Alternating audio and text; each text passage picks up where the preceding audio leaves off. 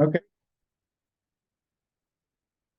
Call this meeting to order at 6:30.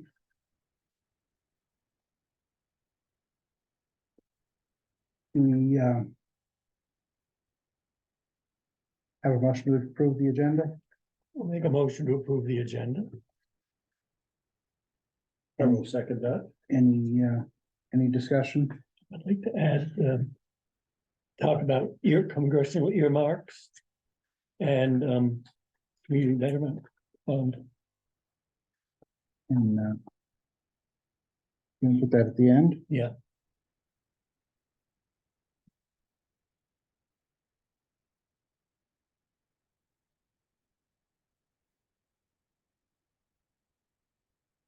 Anybody else?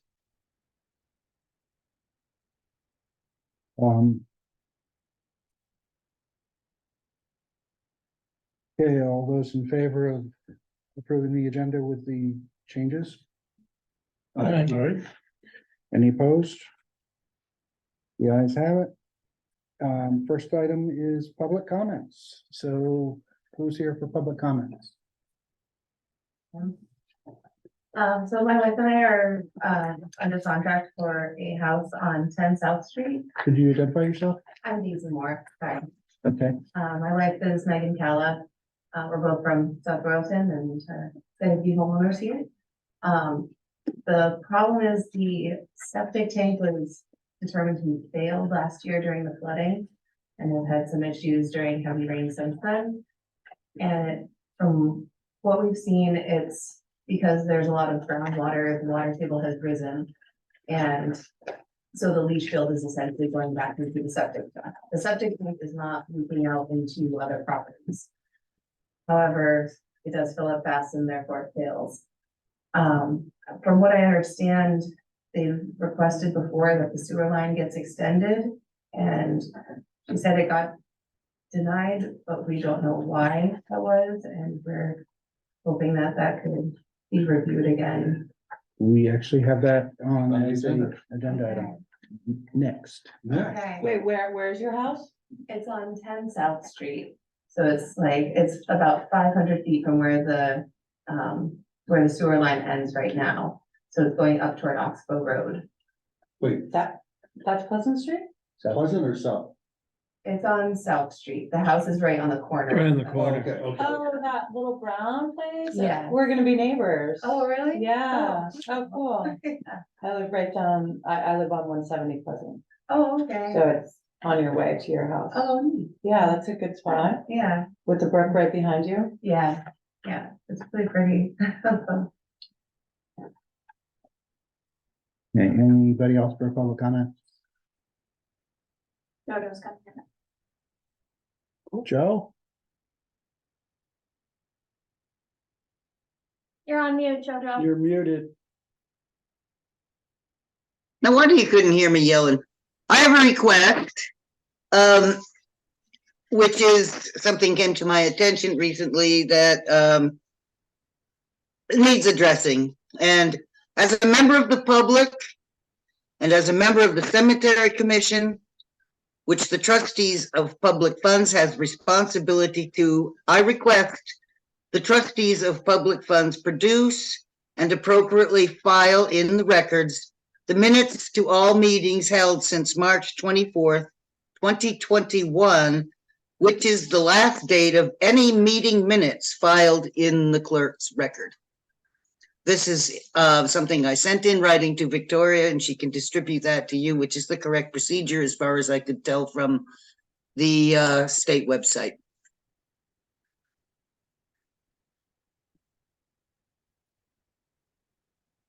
Okay, do you? I don't know how to respond, because first I've heard of it, so. There is a policy that we adopted that I think Carmen has put into the records. An investment policy. That's in the record along with the minutes from March of 2021, but those are the last minutes. Probably the last time we really met. Yeah. Yeah, because you never really do anything. You just let the funds ride. So there are no minutes, is what you're saying? Yeah, we haven't really met. I take issue with that.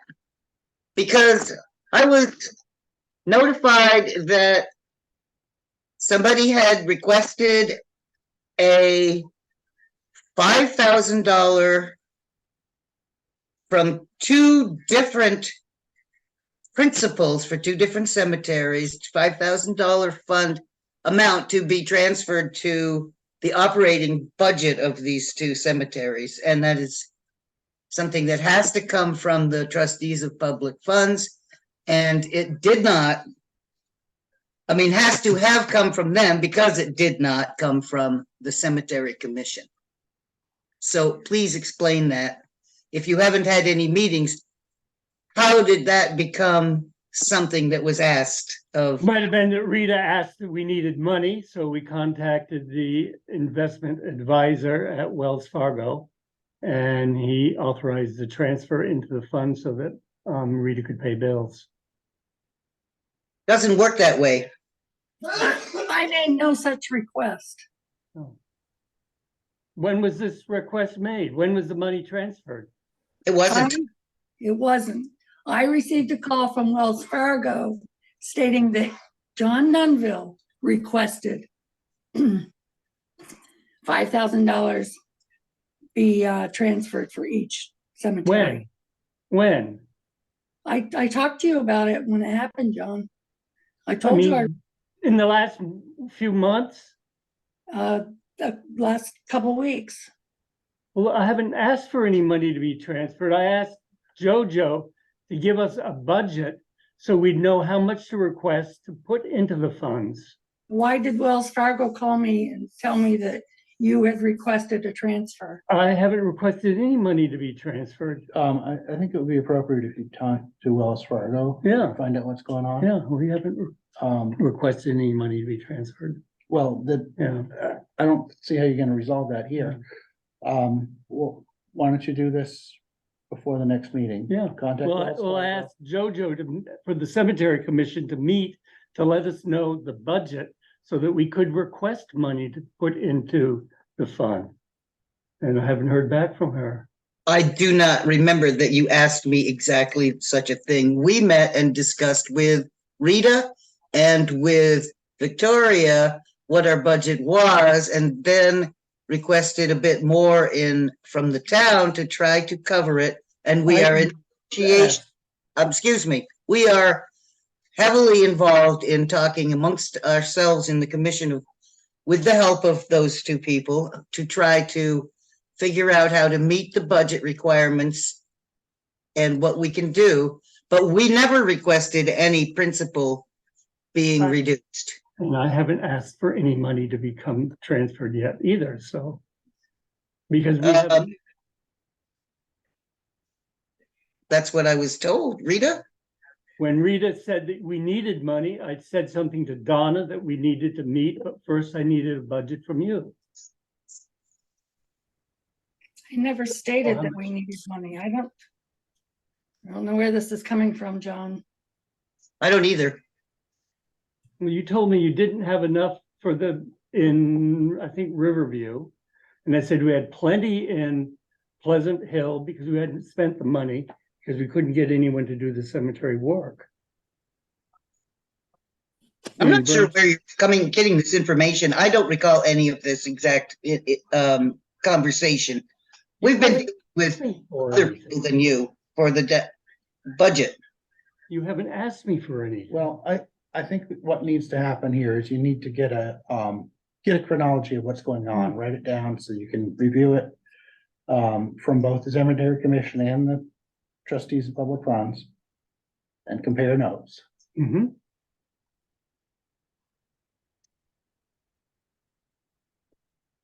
And the original request was to have minutes posted. Yeah.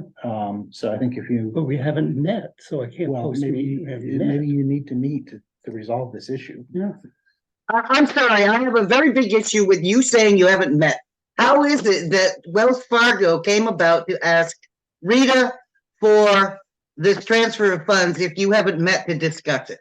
That doesn't make Haven't sense. met, so I don't know what you're talking about, frankly. Uh, I never requested to have any money transferred. huh.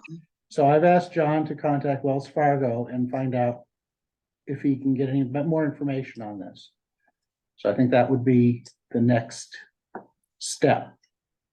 And I won't request until I hear from you what you need for the money. We're not asking you for the money. We're talking with the people who are, the people who take care of the money in the town budget right now. We have never requested anything from the public trustees of public funds. No, you haven't needed to. I don't. I just wanna say that I don't like the accusatory tone from anybody. Let's get, as Stuart said, the chronological order. And then we can get to the bottom of it, but until then, a public argument is just out of order, in my opinion. Yeah, And I understand that people's emotions get high, but I think we can do better. Thank you for your time. Is there any,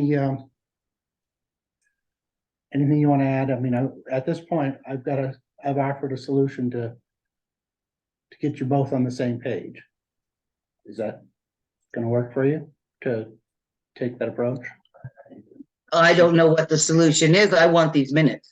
And there's been said that there were no minutes, and then it was said that they, well, What my solution was is to each of you write down a chronological order of what events have happened in the past month, that you think have happened. or, you know, anything that there's been mention of Wells Fargo contacting Rita, so I want that as one item of, on the date, Wells Fargo contacted Rita. Okay, so John needs to talk to Wells Fargo and find out where that originated from. If it was a call from him, was it indeed him? It could have been, you know, there could have been somebody falsifying information. Bush Rod and Donna and I have not met. Well, I think you need to meet. Yeah. I think you should call a meeting. But there's no reason to meet until I know what the cemetery commissioners need for the money in the checking account to pay the Okay, bills. that comes after. Right now, we're trying to figure out what happened with the Wells Fargo account. John, have you noticed anything unusual on your emails? Or, No, Well, we can only speculate at this point of that something might be amiss. So I want you to contact Wells Fargo and find I out will, why they called, I will. okay? And Joe, are you willing to wait for that? The answer for that, it'll be next select board meeting, or do you want to do it sooner? no, that's okay. I wanted the select board to be aware of what I was requesting, and I just want to repeat, I cannot believe that there has been no meetings of this board or committee, as you would call it, since 2021. Nor do I believe that whatever happened when there was no meeting. So I'm gonna leave it at that. I don't have any problem trying to repeat the chronological order of what happened and putting it in writing. We already have all that written down. Okay, Thank you. anybody else have any public comments? I just wanted to go back to Daisy Moore, right? Yes. Just that we're gonna go loop back to that, right? You're Pretty good, quickly. yeah. Yeah. Looks like Simon's up. I actually Right now. really appreciate the segue. So with that, we're on to Simon. Yes, I operate the Royalton's wastewater department. I was looking for some measurements as far as inquiries about extending the system. I work for a private company that's contracted to run the system. I provide information, and the select board in the town basically makes the decisions. So I do the operation end of things. Can, you mind if I, Go ahead. we Yeah. talk together? Yeah, please. So we have, this is how this came about. Being a health officer, between David Barker and I, and now it's gone to the state. We've dealt with septic issues on Pleasant Street and sounds like now South Street. And it's a class 2 road, just to put the whole picture together, that in desperate need of paving. And I know that before you came in the select board, you tied into the system. And I know that we could bring other residences into compliance if we did that, who have no chance, I don't believe, have any chance of being compliant in the future should they fail, right? So I just, and shame on me for not requesting ARPA funds for this, but I think that it'd be nice to extend it. I think it's 227 feet to the base of 230 feet to the base of where the Oxbow heads up. And then I don't know what it takes to get down to South Street, if there's a pumping station involved, or we could, well, there's pumping stations other places. But I have the same look on my face too, maintenance. But the bottom line is, I don't know, I would like to start with Simon to ask for the select board to ask a few questions like about capacity. And about infrastructure is not always the first thing on everybody's mind, but it builds capacity to expand some of the housing issues and other things that we have. So I asked if Simon could attend, and I talked to Stuart about this, and this has been kind of on my radar screen for a while. I happen to know that somebody on South Street's system is in failure. I don't know if it's yours or not. I don't think it is, honestly. Okay. And the cost to replace is over $60,000.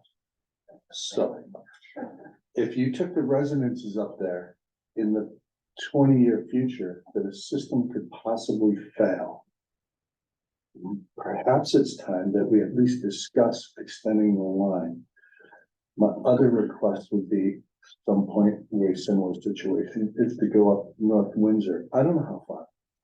And I don't even know how far it goes up, but the Windsor County Feed building property has plans for multi-family unit. It's impossible right now. Okay, between our past water system not having capacity, but it would make some of the goals that we had in our community meetings that were facilitated by Two Rivers. It made them, it was kind of glaring that I think we have capacity. I'm gonna let Simon weigh in on this, but I also think if we're trying to keep our town like center, I think this is a worthy investment. But I don't know how much it costs, and I don't know where to turn. But this guy's been handling our system for some time, and he's probably the best place to start. That's why we invited him. Did I do okay? Yeah. Okay. Now it's up to you. So we know that pretty much South Street needs to be, I think you're the last person on the system, and you just came up. Could be one more. and there's a failed one on Pleasant Street, another. Yeah, another failed towards the one left, on- right before- right before her house. Yeah, there's one more pre-plumbed, so to speak. I asked if he would be interested in hooking up when Nell's connection was going in, because the excavator was already gonna be there. He didn't have any interest because his system had failed, Hasn't failed yet. so he's happy where he is. And But basically, there's those three different projects, or three different Okay, things that would have to be engineered to work. So from the Pleasant Street to the bottom of the Autumn Arrow Road, the 250 feet or 230, whatever, to the house that's failed on the corner there. That one, because it's more than 100 feet in the town ordinance says anybody may connect who is within 100 feet. So that I would see as more of an extended service line, which is fine, as long as the owner is going to take responsibility for whatever pumping system they have clogs. I don't want them to then say, oh, well, we connected with our 240-foot service line and it's plugged, and then calling the town or me repeatedly saying, come and unplug my line. Because if it's a force main and it's our responsibility, then yes, I will be there. But if it's somebody's, our service line is always on the homeowner. Okay. So, So that particular one, we've made multiple visits to. We've had water tested for the neighbors, which has passed, but it's only a matter of time before I think it could fail. And then what's worse? Us dealing with a system that we've known about on record for over 20 years. So I feel like, not dealing with a problem is not gonna solve anything, so. I also was told, and everybody's got throwing wild numbers out there. So I'd like it engineered so we know what the number is, so it's not a wild number. I'd also like to know if it's produces enough liquid to flow. That's something new that I've learned.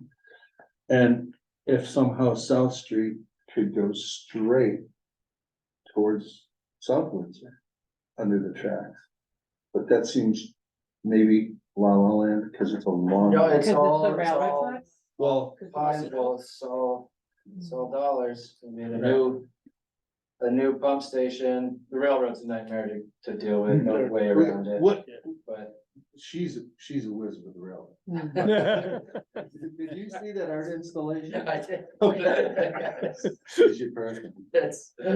And how far up North Windsor Street it goes?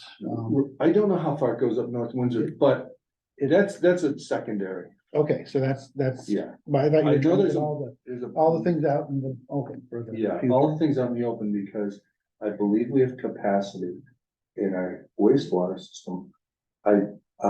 We don't have the infrastructure in place.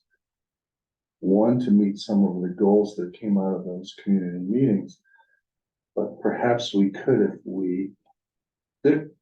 Extended the line. Extended the length, because in my humble opinion, having been in building, the prices that I think it's gonna be less expensive than a new septic tank at leach field, because here's the ripple effect that you didn't see coming, is that the trucking is the most cost.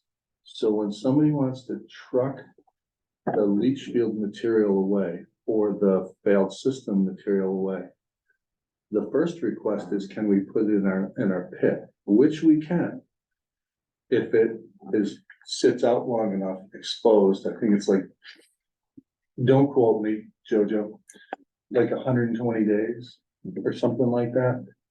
Then I don't know how they come up with this number. I'm not the scientist, but then it's safe to replace some of the material it took out. It's a drop in the bucket compared to what we pull out of our pit.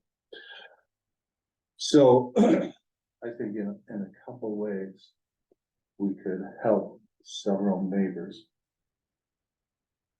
Could you even- And become more compliant, and they could, when their system fails 20 years down the road, if it does, they now have an option to get a water system. Could you even get it there because of the underpass? It's Oh. already there, I'm not. No, if you're gonna truck. Yeah. Truck material out of that neighborhood, Yeah, is the underpass Yeah. a problem? I took scissor trusses through that last summer before last. So, yeah, the underpass is fine. Okay, so what else do you need to come up with some estimates? Oh, that's an engineer's question. I don't, You're not the engineer. no, I wouldn't put a price on it. I mean, I wouldn't even know how high to start. Can I ask one more question? Yeah. So I think this has been engineered. You sent it to a company or alerted, in your email, you said, I think has this been done in like 2000? Oh, let me throw a number. A&E was who did our last upgrade, Okay, and they did the last work on the collection system for the planning stuff over on Rainbow. But I don't know as far as what was scrapped or what was possibility. I mean, there was all kinds of different parts of that project that can we, when it started, they would be the next logical step. because they did the most recent work on our collection system, and So they we did the would- last pump station, and We wouldn't have to recreate. I think that we don't have to sign on anything, we just need to contact them and have them give us information. And perhaps at some point, and that's them. yeah, they're gonna say, what do you wanna do? Yeah. And. yeah, And they're gonna say the last estimate was too far long, too long. ago. Absolutely. Gonna have to do it all over. But the system won't change, the cost will change. You have your hand up? Yeah, I do. Daisy, how much did you bought the house knowing that the septic was no good? We're under contract right now. There's a plan in place with Chase to do. It's like an experimental kind of septic system, it's an aerator system. Has like a 2-year warranty on it. That's it. Yeah, How much money is that? over 60,000. Over 60,000 for a 2-year warranty? There's two on one street. That's, So Yeah. the price of your house is significantly reduced because of this, I would assume. yes. So I wanna add that, and this might have changed, but I've gone to these workshops before on systems. And it doesn't make me an expert by any means, but Vermont, and I wanna say Wisconsin were the stiffest.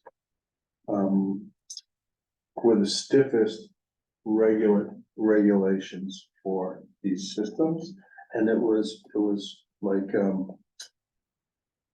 they were a hard nut to crack to get to look at, systems that were maybe accepted in other states. So, but heavy wet soil is heavy wet soil on a slot that's too small. Yeah. right, Yeah, To she support. has water Yeah, right that's there exactly the and. problem.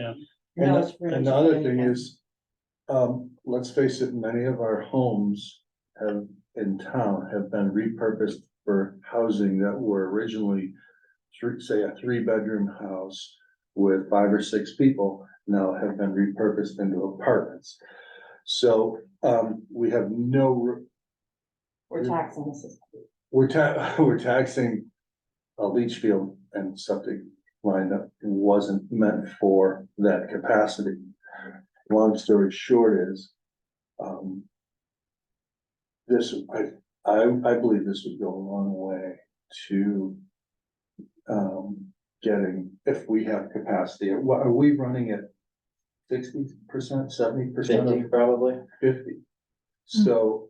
So we have the capacity. right now. I believe we have the capacity. I mean, that can change, say, you know, if anybody wants to start brewing beer or something like that. Any one of those cheese, any of those high strength waste things, that number could jump up, and it's more of a. What we monitor monthly for the pollutants. So volume wise, we discharge about 50%. Some days it's a lot higher, some days it's a lot lower. But if there's an influx of pollutants coming in, then that number could restrict us, even though we're not at our flow capacity. It would be for our pollutant capacity. Right now, we're sitting pretty for both of them. This is a nightmare to regulate between being a health officer, former health officer, being the state, because the state doesn't come into a certain point. We take it to a certain point. The handoff is really not easy. And then now the state has taken over that role. And they respond, one person might respond to 1,200 calls a year. So everybody's maxed out. I'm a little concerned about the timeline, Right. with this. Daisy is looking for a solution now. Right. We're not even in the planning stages of this. No. But we definitely do need to do something about it. I mean, Tim, so we have capacity. And, we had the engineering done at some point, so there's at least, we're not entirely recreating the wheel. Right. I have Oh. never laid eyes on plans that. And I- I'm gonna put him on the spot. I haven't either. I have taken a tape measure of it. Yeah, So I don't know that they exist. no, I mean, I think if what you're trying to say is that we should look at this, I would agree 100%. I mean, I'm asking permission that we start with Simon, start with the concern, start with it's Simon. it's easy to ask forgiveness. Yes, and then go to the engineer. Yeah. Unless we have like a big community, like Old Home Days dig weekend where we just dig it and put it in. Well, but Yeah, that looks like it's. I mean, I think as a general direction and policy, thinking about investing in infrastructure is never a bad idea. Never, builds good, builds, Also, with those two homes on Pleasant Street or South Daisy, and then the other apartment building that I think Polar owns. Yeah. Would they be willing to contribute some of the costs of this to make it happen, like, if we went in and spoke to them about, what I mean? this is the first I've met you, but, the other owner said yes, and Yeah. I'm sure, there's another property, and I'm sure it would be a yes. If I'm gonna spend $60,000, I'd rather that's we spent. Connecting to the tree line, that's not gonna fail. Exactly. in 2 years. Right, that would be guaranteed forever. Will the other houses on South Street have to connect onto it? No. They don't have to, but we'd like to have. We'd like to build the infrastructure so that it's only a matter of time Mhm. to live that, Yeah, guaranteed. But her house is above the Amazing. line, she is Like, higher right. up higher. than those. So if we rest can, of if we Pleasant can get Street. the pitch. I didn't mean to look at you, but Yeah. really it means some pitch. Yeah. But if it's all right, I would like to ask the engineers, and Victoria's is gonna weigh in. I just would like to remind the board that your sewer system is an enterprise fund. Which means that the users of the sewer system are the ones who pay for it. It does not receive property tax dollars, it does not receive outside dollars. It is fully funded by user fees. So when you're considering extending the sewer line, which I am not an engineer, but I would be absolutely floored if it was anything less than $1 billion and at least 18 months of work. Would be cheap and blistering speed, in my opinion. Yeah. You're essentially asking the current users of the system to bear the cost of this expansion without any guarantee that the people that you are extending the line to are then going to connect to the line and help bear the cost of the expansion through the user fees. And- So you would need to consider, there's always the potential of grant dollars, but also whether you're going to mandate connections or whether you're going to ask the rest of the town to contribute through property taxes for the sewer system in the village, which is a possible funding model. And I am not trying to encourage the board one way or the other. I just want to put it out there that that's your current situation is that your users fully pay for your system. The first question anyone's gonna ask is how much is it gonna cost? So we have to have the answer for that. Right, oh yeah, Before no, we do- absolutely, you would have to bond it and do all of those things, it's just a factor to consider. For our meters also, the ones that the wastewater is allowed to touch, there are 13 of them out of 100. So the other readings are reliant on the water department's meters, which judging by the number of calls that sometimes come to me, they say, well, it went in the 70s and it's still in there, and I think there's something wrong with it. And I said, well, sorry, that's not my bag. So anyway, it's there, that's a financial component that I don't have access to, we don't have access to, which is a cash register for projects. When you do have big projects to share the load. Did you have a question, Walter? I was just gonna say that a lot of towns mandate that when the sewer lines go by, you can act. And Royalton is one of those. Is one of those? It's not, it's not. If anybody thinks it's a conflict of interest, because I'm on the system. You can ask for me to be set aside, no problem. But honestly, it is a nightmare to be a health officer and not have the ability to enforce.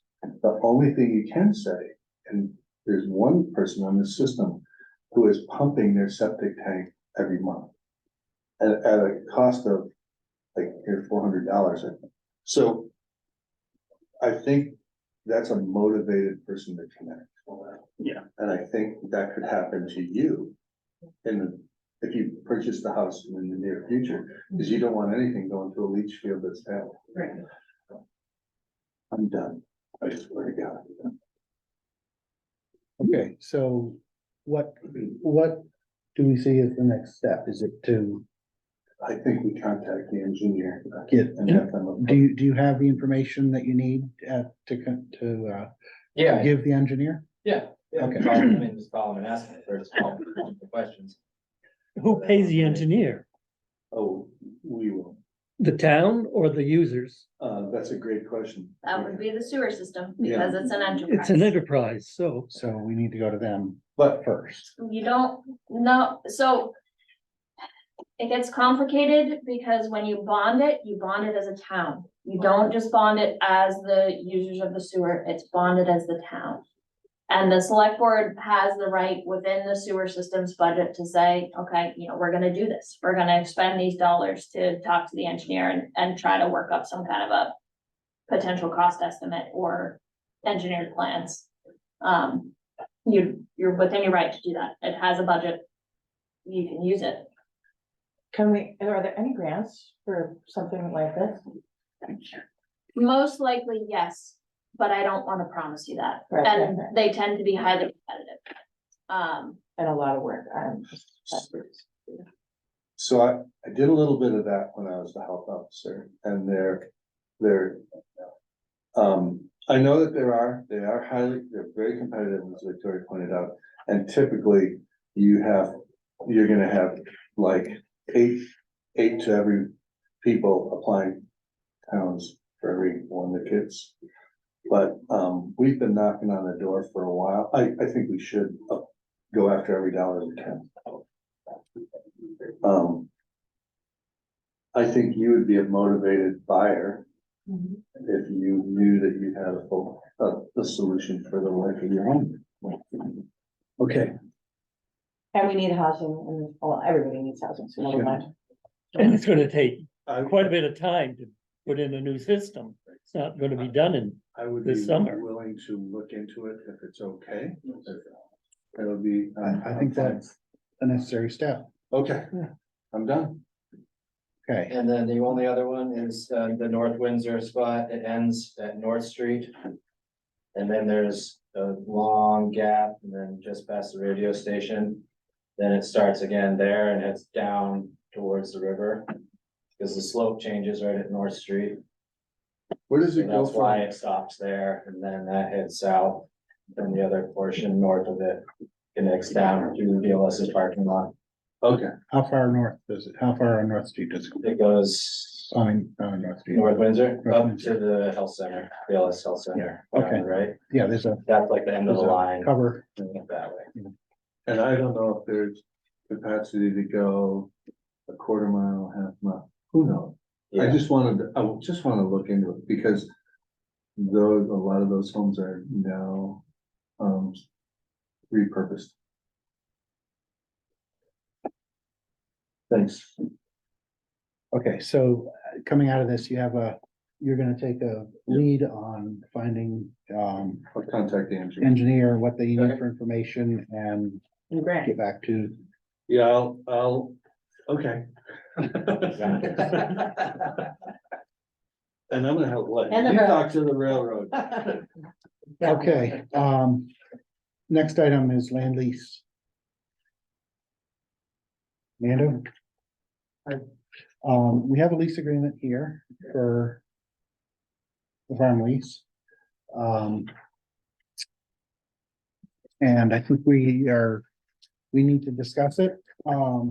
If there was anything we wanted to say about this, so, I guess we need a motion so we can discuss it. A motion to Make a motion to discuss it. look at the leads. Yeah, let's look at the leads and change it before we.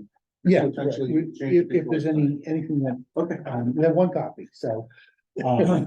trust you can read it to us. Email So it was all- it was emailed to everybody. Email. If you had any comments, I hope you remembered them. Did you have any comments? Yeah, I do. Before even looking at the lease, I guess I'm confused because I know when we were on the planning commission, and it came up at the last planning commission I attended that there were a lot of different things going on with the idea of this property.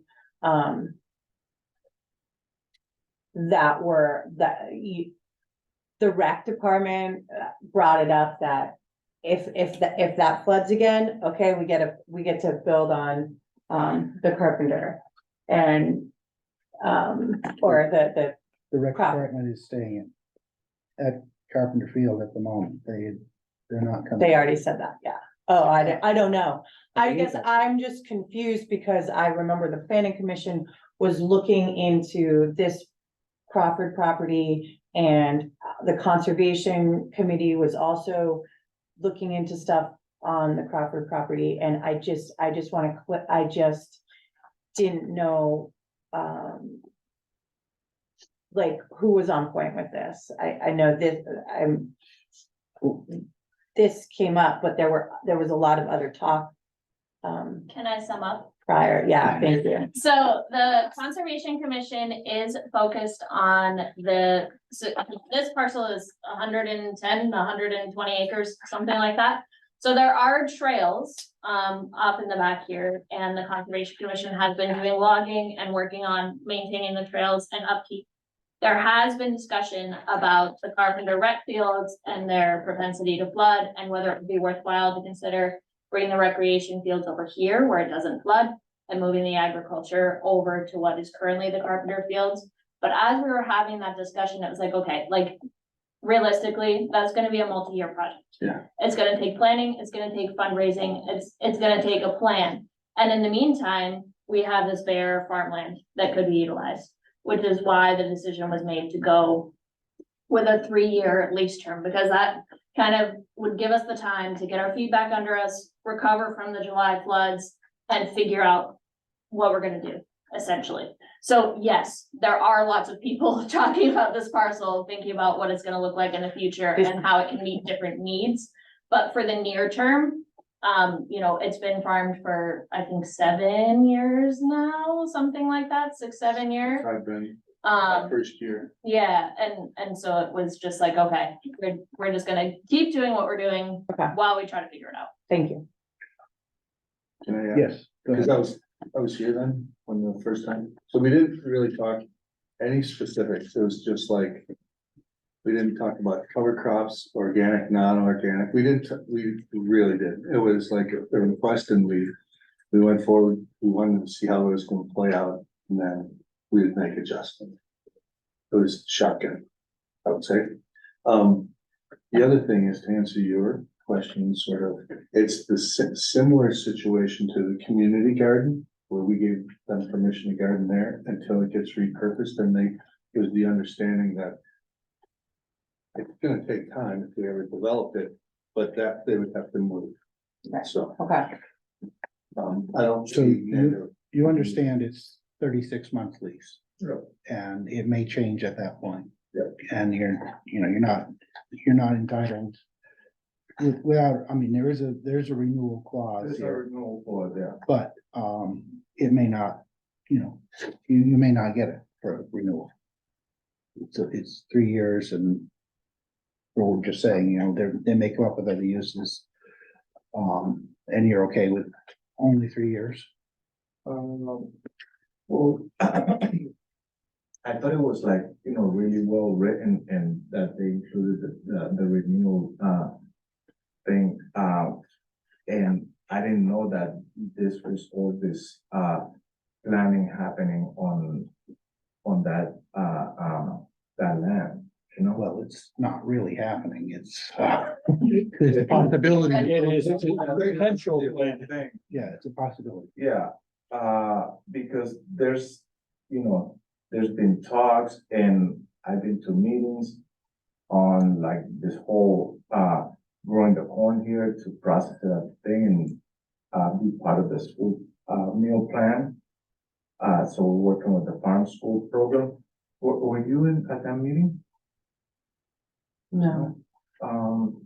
Yeah, there was a meeting with, all the schools that are doing the farm school program. So, yeah, I don't know, there's people that expecting to have some corn, and if we're gonna grow it for at least 2 years to get it up to where, we can grow something good there. And shut it down, at 36 months, I think is, I don't know, I don't think is a fair thing for us, Well, it's, like you said, it's pretty well spelled out in here that, it's a 36-month lease. Yeah, So I'm not sure what you're saying, whether you're finding that a surprise or, no, I just feel like, I will have to talk it over with our board because, to get us, involved in like this whole remediation process. And it's gonna take us at least a couple of years. And then we're gonna have to like turn it over after we've done, all this work. well, it's a possibility, that's all I'm saying. You understand you can reapply? I know that. Okay, Yeah. all right. Thank you. Or that it could be renewed, I mean. Right. It's just, I think we're just trying to let you, make sure that you're aware of the possibility that there could be a reason that the town would not renew. And the spirit in the beginning was, we don't charge anything for this. So we were offering it to local farms on 3 years, so that in the spirit of, we literally picked things out of a hat. So it was in good conscience that we did this, you know what I mean? And we thought 3 years was enough time we could make an investment and you could reapply, but open it up to anybody who pays taxes in the land. That was the spirit behind it. Yeah, there was another thing about like, asking for authorization every time that we're gonna work and, I don't know, I just thought that it was gonna be I don't think it says annoying. authorization anytime you wanna work. I think that was just specific to like if you need to put up a structure or if you wanted to put up more permanent signs or something like that, that the town had to say like, yeah, that's a good spot for it. You can certainly come in and work. If your food truck trailer comes in and you're gonna use that here, that needs authorization. Yeah. But, I mean, you're pretty much you're signing the lease to use the land for growing crops, is what you're doing. Yep. So, do you want to table this for another meeting and talk it over with somebody? Yeah, I'm gonna talk it over with the rest of the board and see what decision we. What's the board, Nando? What is the board that you're, For the nonprofit, for Moon and Stars. okay, I just think of you as Moon and Stars. I didn't know there was a whole board that went with it. Okay, so let's, I don't think in the future, I don't think all the land's gonna be used up, maybe half of it or a quarter of it will be used up in the future. I don't think all of it will be used. So just that's another thought. Yeah. And to be honest with you, it'll it'll probably take at least 6 years for anything to get going. As long as the Carpenter Field doesn't. We will all be gone. Yeah, as long as Carpenter Field doesn't flood again, we'll never know, but that floods, it's one of those. 5 years will be flooding. So FEMA's not going to keep rebuilding the other property because it'll keep flooding. And we know that. So this is our backup plan. Yeah, and Nando, I'm sorry, I was just asking for clarification on the history of like this property. So I was just, when I was asking my question about what was actually going on. Yeah. Can we schedule a work session just to sit down and talk over the lease with everyone where, you know, Nando and his board and some of the select board members could hammer it out instead of waiting for another select board meeting? How different is this lease from the prior lease? There was no prior lease. Oh, there was no It was lease? a paragraph that said you can park.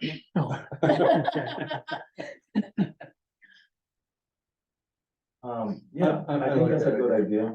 I'd like to set a timeline. And there was like something, like a blue highlighted thing that said to get like a legal advice to sign the contract. I don't know, that's.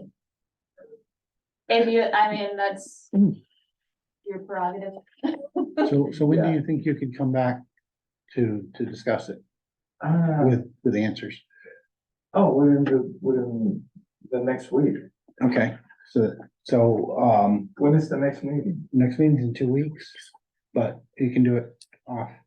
Yeah, we can do it Schedule. off schedule. And have 2 representatives or something like that. Perfect. Can I ask a question, Walter? How many acres is this? 8.1. It's 8 acres, Okay. roughly. Sorry. My laptop and everything I left in Rutland today. Yeah, it's very handy. So there's 2 distinct sections. I mean,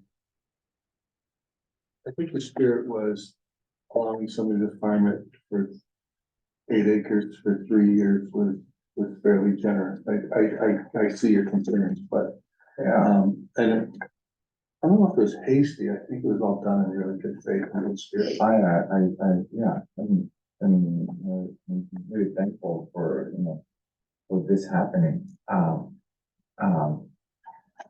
just feel like, this could be something really good for the town, for the kids to be involved in like the whole educational, element there and having them grow in their own food and then processing at the kitchen and, be serving it at school. So I try to get,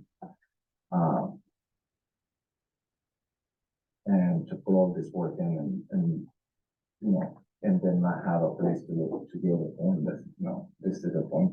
So was your plan to use all 8 acres? Yeah, the idea is to, bring in people that could help, assess the fields and get them up to like where we can grow some decent food here, there was a discussion with the new rescue squad building that they were going to need a section across the road for a leaching area. Is that segmented Yeah, out?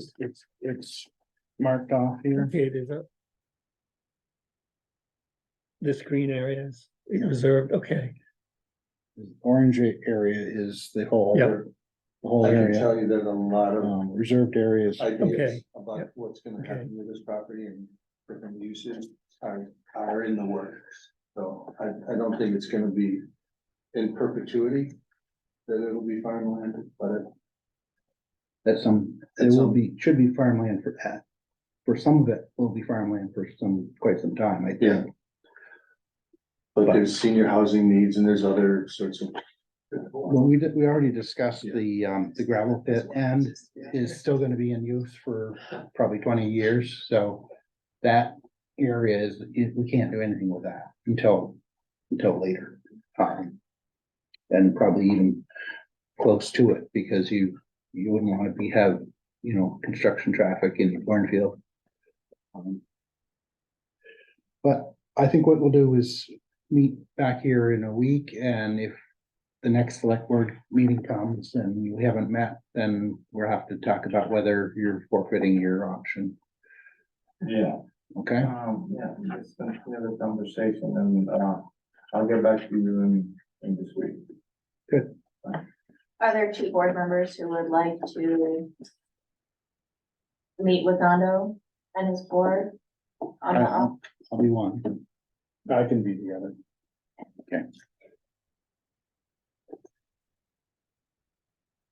Next, you need to schedule it with your board, or can we just pick a time? What? Coming back here next week? Yeah. Do you need to schedule Yeah, that? I'll correspond with what they. well, Yeah. I'll send a group email. And Okay. figure out, We can make a plan. yeah, Okay, thank you. Bye, Nando. planning commission. Flood hazard ordinance. Jim. Yes. Bye, good to meet you. I'll see you around. Before we get into that, I have, Mel has, given her resignation from the planning commission. I have a Bye, replacement Simon. of You- Emily Thank you Simpson. very much. Yes, thank you. Emily Simpson to replace her. I think I sent the cover, Emily's, letter of interest. I haven't seen sent it it. to Victoria. All right, well, I have it on my computer, so. Why did you send that to me? 5 minutes ago. Pretty sure I sent it to you, but maybe I. didn't. Man, I've gotten 1,000. First I tell the conservation commission, they can meet on the off day. Now I missed your letter. You want me to read it, or do you guys want to pass it around and read it off my computer? Read it. Read it. To the planning commission and the select board of town of Royalton, I'm writing today to declare my interest in joining the planning commission as an official member.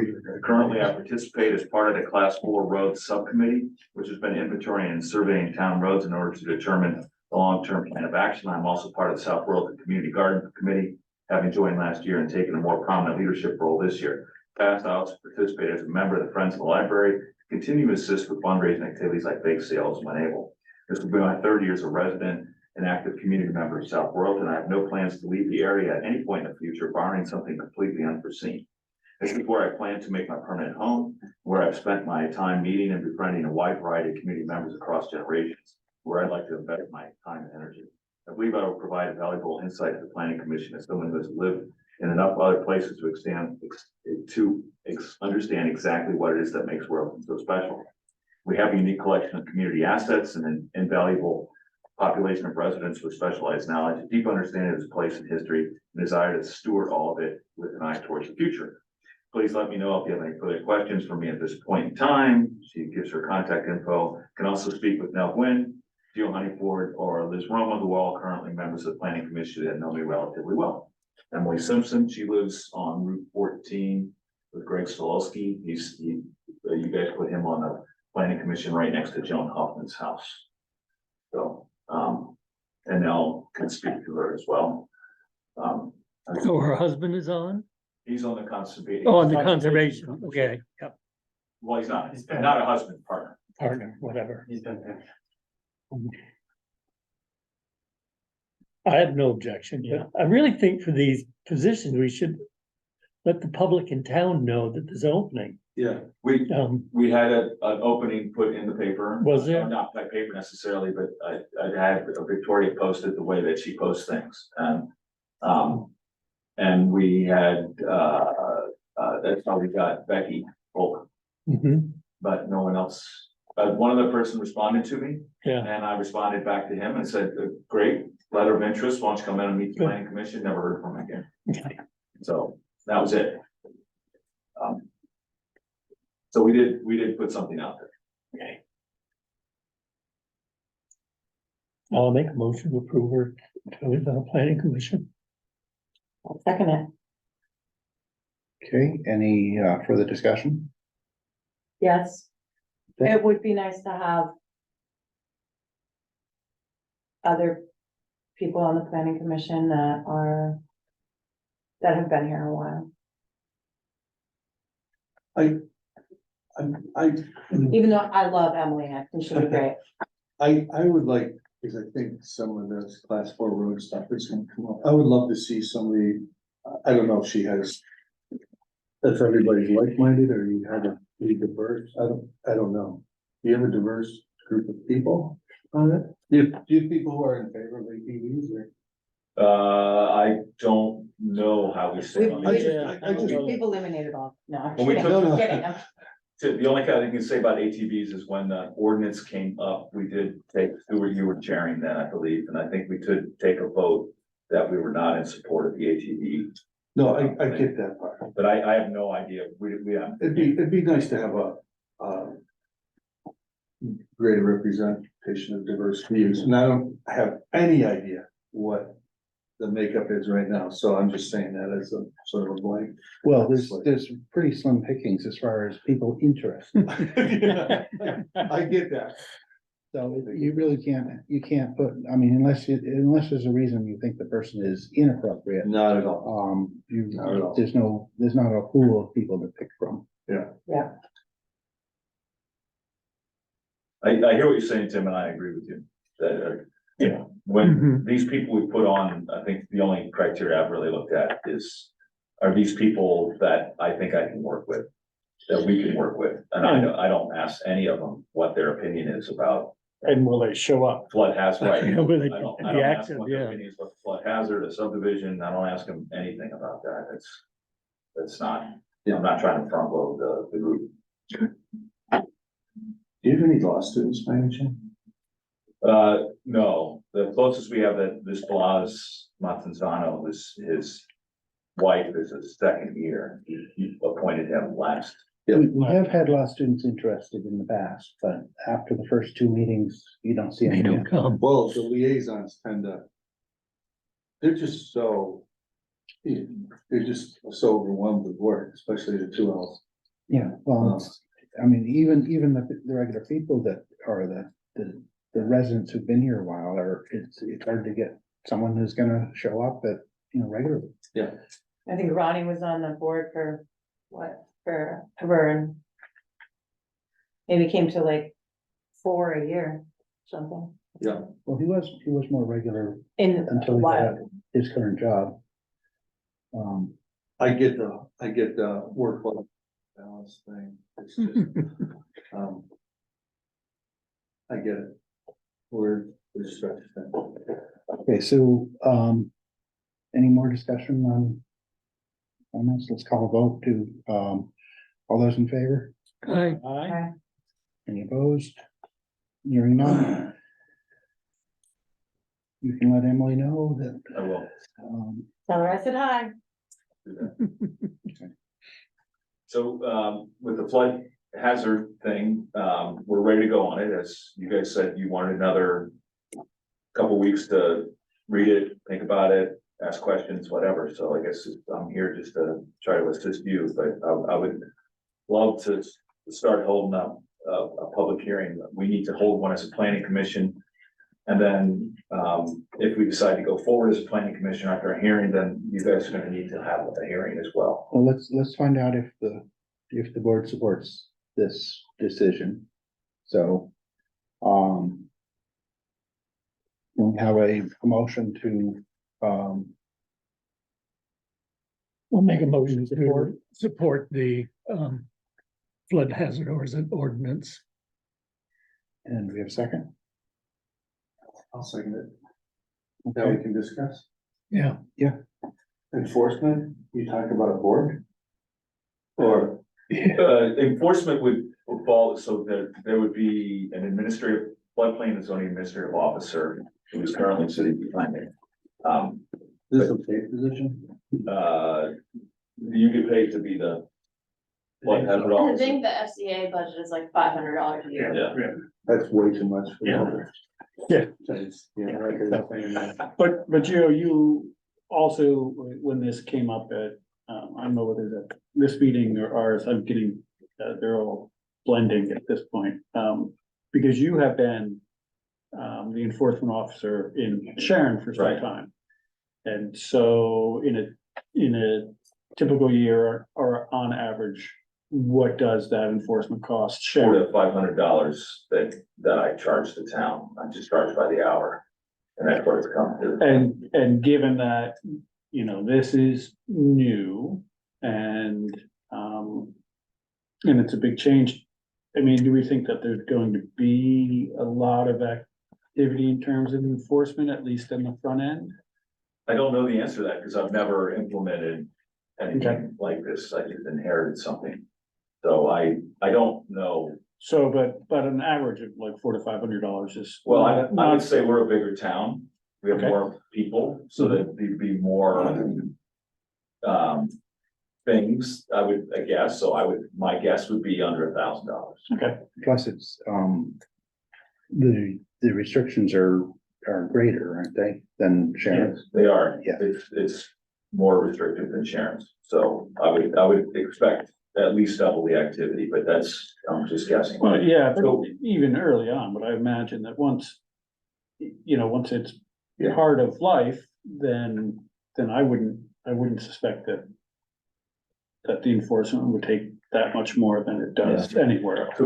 So how it works is you have that zoning administrative officer who does have the ability to do some enforcement, like, I've written notices of violation and sent to people, and people have corrected things.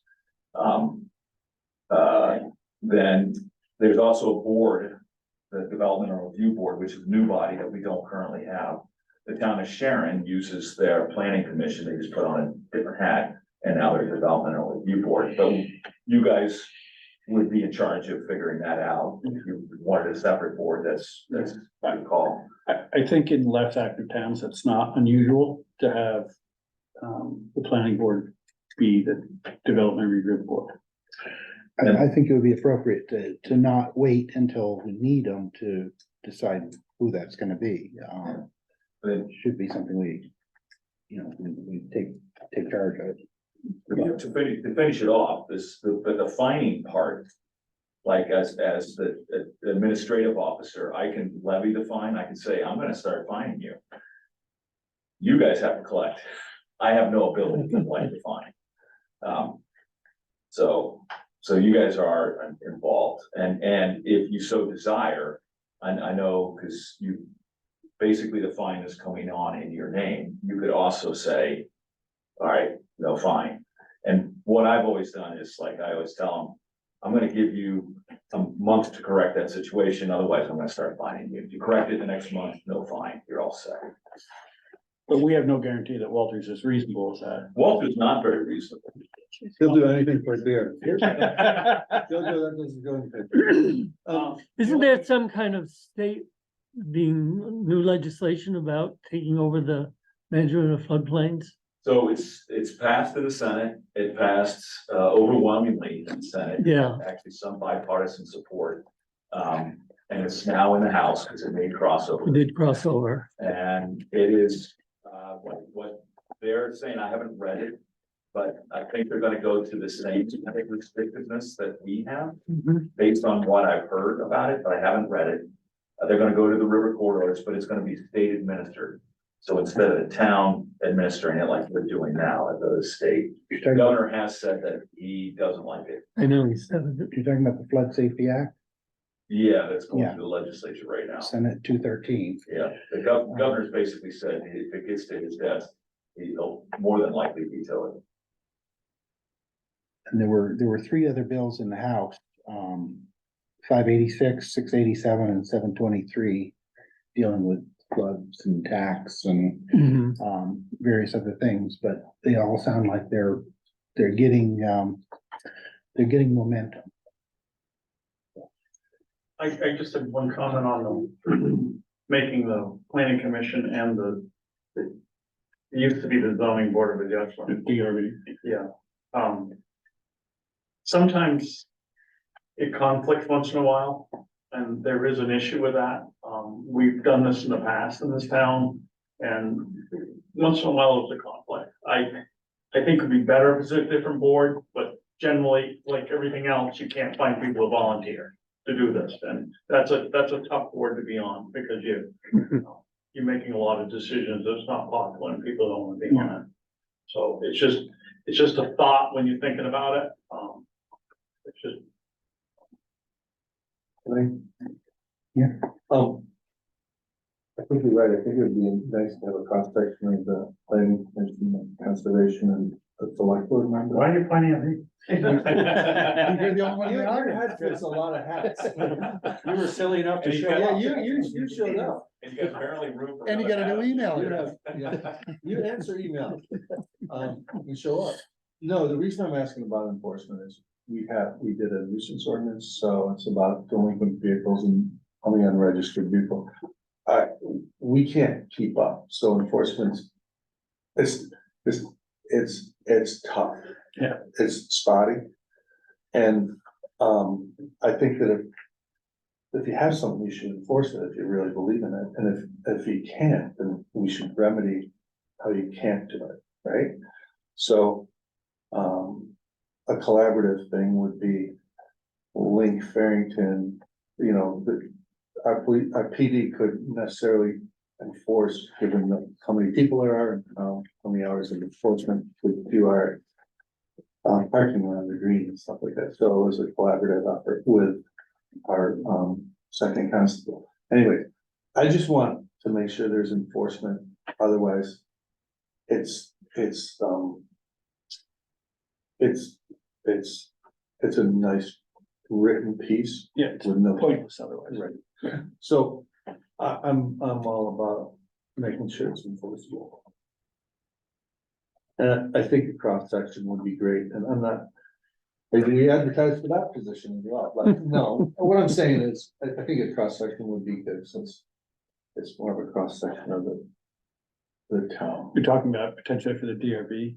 Yeah, I think it would be nice to have a select board member there, it'd be nice to have a planning commissioner, it'd be nice to have some, and maybe a community member as not an alternate, but another, you know, they don't necessarily have to be. Yes, I just wondered if there's like a definition or a job description for the development where you want to bring it. After you agree, we'll send it to you. I think. Yes, there is a description. There is. Roughly, a kind of a, under statute, it's kind of defined. We just gotta move around. And I do not have that description on me. So I don't know how the state is on it. Oh, I think we got time to hash that out. Anything else about the ordinance? So it goes to community meetings now. Yeah, it'll be, the first one would be a planning commission hearing on it. And then after that, we can take it back, tweak it if we want to, throw it out if we want to, do whatever. And then I would come to you guys and say, yeah, we're definitely going through if we decide to go that way. And then you guys would need to have a hearing. Obviously, you would want probably someone who's more knowledgeable about the plan, myself or Ned Swanberg or Kyle Katz, people like that, to be there to assist you guys in your hearing. So what are you thinking for a public hearing date? I mean, as soon as you give me a go ahead, I think it needs 15 days, but I think we should probably, we have a planning commission meeting next week. I think we'll set a date then, and then check. We want to have Dan Rudell from White River Partnership speak, and then Swanberg from the state speak about the science of why this is, why this is kind of an important thing. And then we would go over it ourselves and then open it up for public comments and questions. So, but we were talking about late spring or. Yeah, summer. we're probably talking end of April at the earliest. At the earliest, yeah. I would think. I think the first time through, people are gonna sleep on it, and then they're gonna wake up, and the second meeting is gonna be. It could be Whoa. more intense, yeah. I forget, did we ever come up with an idea of how many people are would be directly affected by this ordinance? Like how many landowners? I'd have to count it up. It's on the map, the structures. Yeah, But I think Kyle said there'd be 19 new structures because of the river corridor extension. And I don't remember how many because of the 500-year, but there's definitely, yeah. And a lot of people are affected in other ways, like my land is affected. Not likely I was gonna build there. Yeah. But I can't now if it passes. So Right. there's a lot of people who but this will it affect. doesn't affect the people who have already built. It doesn't change anything about what already has happened. it only changes it if they want to do something different. Change, if they wanna alter that footprint. If they want to expand greatly expand the size of their house, Change landscape. Right. if they want to do things like that, that would change. If they get flooded and the house has substantial damage, to Then, rebuild, they would have to come, and then they would have to comply with whatever, the DRB puts on them. The DRB might say, yeah, you can rebuild, no problem. In fact, the DRB can't say you can't rebuild. But they can say, you have it, here's your time frame for rebuilding, and all your mechanicals have to be up above the base flood elevation. You have to Right, have right. flood doors, you have to do these things. So, so if Irene would have hit when we had this in place, anybody who rebuilt would have been able to, but they would have had to get a permit to. But rebuild. all of those houses by the underpass going to Fox Stand would not be there. Would not be on that, if this were in effect, if those were built after Irene, right? No, yeah, but they're called a non-compliant structure. So all the houses, like on the left-hand side as you're heading Yeah. towards the Fox Stand. Yeah. They're all in. Before the railroad underpass, No, in that field. no, Non-conforming. Oh, yeah. Yeah, they're all non-conforming structures. So that means that they're grandfathered in, no one's gonna make anybody tear anything down. That's not gonna happen. But if those houses were to get flooded, they would now need to get a permit to rebuild. Right, but if they weren't built before Irene, they were built after Irene, right? No, they were there Oh, before. you're talking They were about, there. Yeah, the ones that weren't built, yeah. I thought they were. they're all the same. It doesn't matter if they Yeah, were before Irene or after Irene. No, I just wanted to clarify because I thought if this were in place and those houses were not there, if this law were in place and those houses were not there right now, they would not be able to be built. Is that correct? That is correct. So in that field, I believe there is one more lot for sale from what I understand. I could be wrong with that. Yes. They would not be able to build that, That would become an unbuildable lot. right? I think you have to do some sort of outreach to make sure those 19 people are aware of these meetings. Like, I think you need to call them. Well, actually, there's more than that. We're doing another study, including there's about 400 properties that are affected. In town. Right, it's not necessarily structures and Right. and not necessarily people who ever were Right. dreaming of building. For instance, my house is affected. Your house? Yes, that My is, house is- it's in the river corridor. Really? My house is too. Yeah, right. Yeah, so it is, and I'm working on another study on something else, and I know that number stuff on there. So that was brought up, Tim, to contact these people. Yeah. I don't have the capacity to do that. I don't have the time to No, do anything, that kind of outreach. I mean, Yeah, if you can just identify the properties, maybe I can. We do, I think between Walter and I, we can probably, Yeah. is that something we can come up Oh, with, yeah, I Walter? already have it. For the 19, not the 400. Yeah, no, 19, I don't, Yeah, the ones with structures on, is what you're looking for, Tim. There's more than that. just the 19 who. It'd be great to get their input. you Just do have the ability to bulk mail every postal customer. We could do that. You know, if you felt like it hit that threshold of, this is important enough where we wanna say like, hey, we're having this public meeting about this flood zone ordinance. I think that's. We have a permit, we can bulk mail. And just to remind you, the other people here, this is not just riverfront property, it's also stream. You know, 50 feet from a stream is also affected. That's when Walter was saying the 400, that's where they come in. That's a So real. almost a lot of us are affected by this. Yeah. That brook coming down, right by Pleasant Street comes and then it goes, shoots out the Hope property and then hits the school. I mean, that thing was a lake. It was Yeah. ripping. Well, and There's that, one structure that is in that area. and that's one of those properties, Is one of those properties. is That's it's in right that across zone. from the school. right? Yeah, we which is did. like not near the river, but it's affected.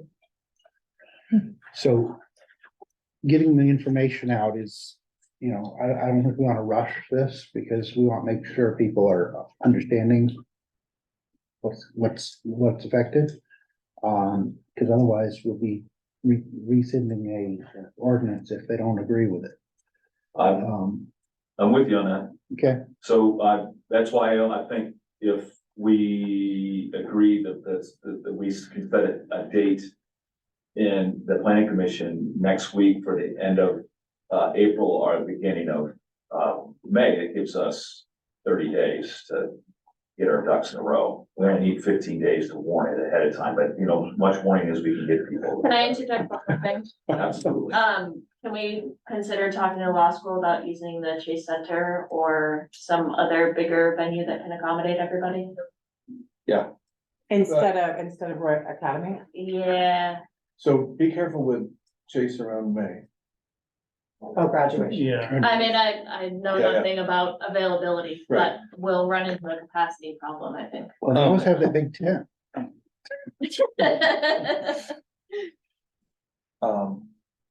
Thanks for the bulk mail idea. I think we should do that. We got a planning commission budget, Right. it can come out of there. So if somebody from the planning commission can write something really succinct and to the point, it'd be great, because for a bulk mailing. for a bulk mail, I would keep it short, simple. I think we can certainly. Yeah. Put that on the agenda for next. Yes, absolutely. Be like a postcard you'd mail or? Figure it out. That's a good idea, postcard. Make it seem like it's not coming from the town. Postcard, like someplace really nice, they'll read it. Or like a picture of a flood on the front, maybe. Oh my, No, bass fishing on the front and oh my goodness. flooding on the other front. And flood side. I would use it. But I thought I think if it is gonna pass, ultimately, if the end goal is to get this passed, then yeah, I think the upfront, like having people feel like they're warned about it. Aware, yeah. Yeah. Would be our best That's bet. why you're a Of good making it candidate happen. for this. Just come up with that. You're in.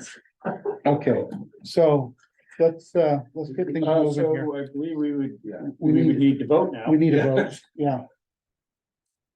All those in favor of supporting the flood hazard ordinance? Signify by saying aye. Aye. Any opposed? The ayes have it. Okay, Gio, keep us informed of what date you are gonna be using, let us know. We'll come up with a mailing. I guess we can look into the day center when we get some dates. Do they charge us? No. If there's food, they will come. Well, we already talked about food, so Yeah. light refreshments. I would, desserts, man. Yeah. Yeah, we want food combos, so. Food truck rally. Anything else from the planning commission? Good job, planning commission. Okay, I just want to point out that we're taking too long. all right, Brad, you're next. Yeah. Brad, you done? Yeah. Thank you. Oh my God, we're way off. Nothing crucial time sensitive, except, I was gonna talk about the eclipse. The eclipse, The eclipse. okay. So, as you all know, we're not in the path of totality, but we're about 99.something%. Really? So we're probably not in destination. But we have like 89 running through the middle of town. And they're sort of anticipating 150 or so thousand people like visiting northern Vermont. And then most of those coming home that afternoon. So I just wanted to be aware that there might be a lot of traffic on 89. There might be a lot of traffic at exit 3. I don't know if any traffic control is gonna be needed there. If you're gonna look at it, you absolutely need glasses. Do you have any? Just some Carmen has some, I have one pair. Who? Carmen. out front. You're kidding? Yeah. Yeah, sweet. And I sent an email, I think, to you, Joe. I can send it to the rest of you want. Just making sure we have a tow truck, there, just in case. Cause like, it's probably state, but you know, one car broken down on the off ramp, for example, or the on ramp. Or Route 14, can tie things up. New Hampshire is telling people to stay off all gravel roads. Yeah, but we got worthy burgers, so that's gonna attract people stopping off the interstate. I'm gonna do it. I'm gonna shotgun in an alcohol and measure up in someone on the porch. I think they're getting schools closing early that day. Yeah, I think a lot of people are sort of thinking about coming and not making any arrangements or plans or thought about it. So they're gonna be running out of gas, they're gonna have to use stop for a lot of it, and we having to stop to do that. Idea. Acting. Thank you. Thanks, They're putting porta johns out like all over the place up north. And Really? Oh, yeah, they're just like. It's pretty wild. And I don't think anyone around, I don't know of anyone around here that's planning an event. But we're not in that path, but I just wanted to kind of bring it up that we were in the roadway, so to speak. And we do have that exit, you know, with the Irving station and the bathrooms and stuff there. So I think it's potential. Is the rescue squad like aware of? I included them on this email. And police and fire. Second item, if you don't mind me moving along. I've come up with a draft MOU to use for emergency facilities. Just because we have a couple of churches in town that have offered to be emergency shelter backup or alternates. The library has agreed to be available as a cooling station and emergency stuff like that. So I thought maybe having an MOU was good. So I came up with a draft. I'd like to spread it around. I'll be back in a month. Really what I'm looking for is this a good idea? Should we edit this? Should we have a lawyer look at it? Should we scrap the whole thing? So that's all I'm looking for.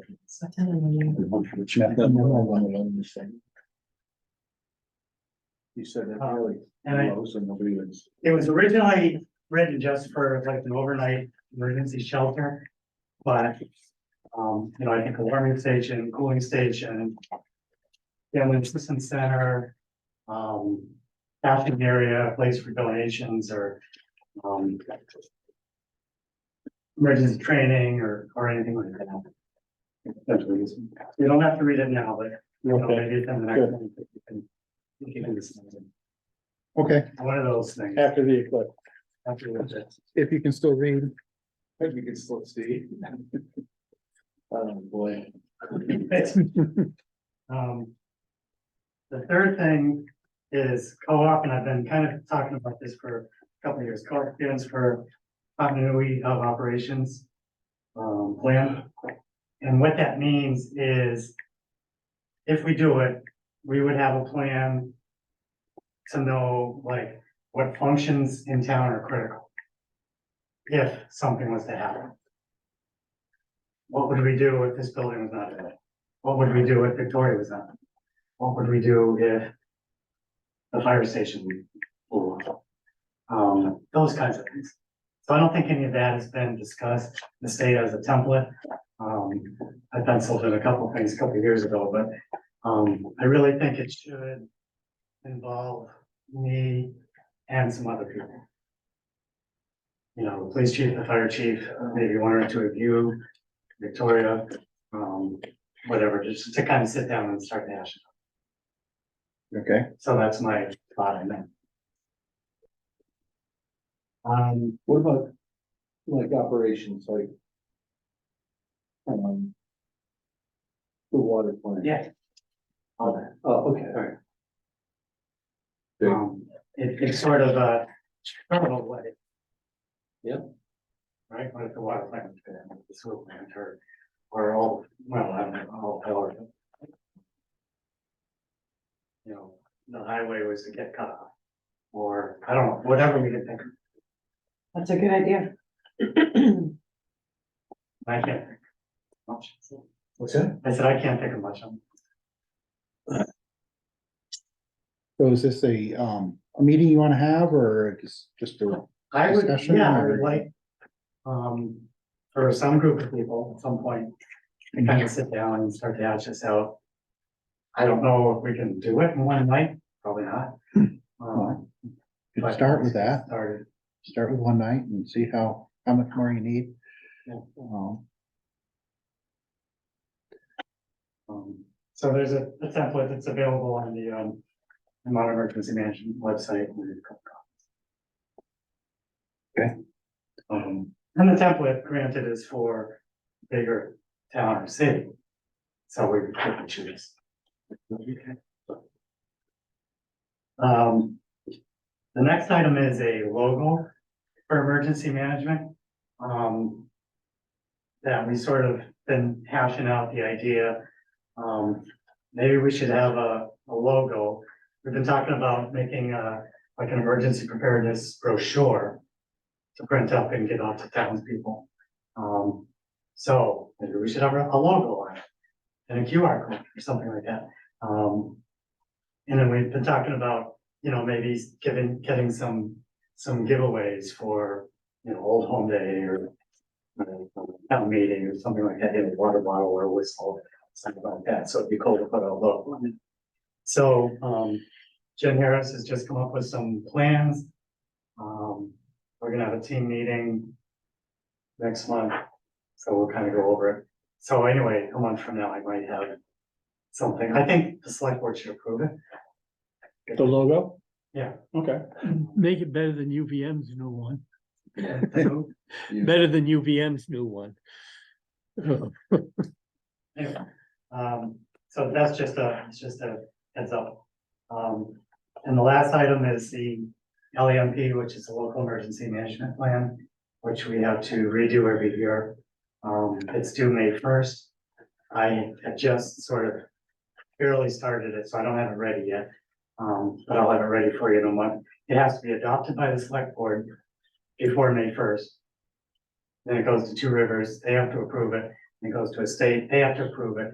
If it doesn't get approved, something like the July floods where there was some FEMA money, we won't get our share. If we don't have a knowing, and some other stuff. So all of that has to happen before May 1? So we better Every year, get it. yeah, I know. Good. So, I've always, Just the and select board. and if it wasn't involved, I've always done it on my own. I want to say that And I'll email it to you guys before the meeting. our new police dispatch number has been given out somewhere. Because it literally is everywhere.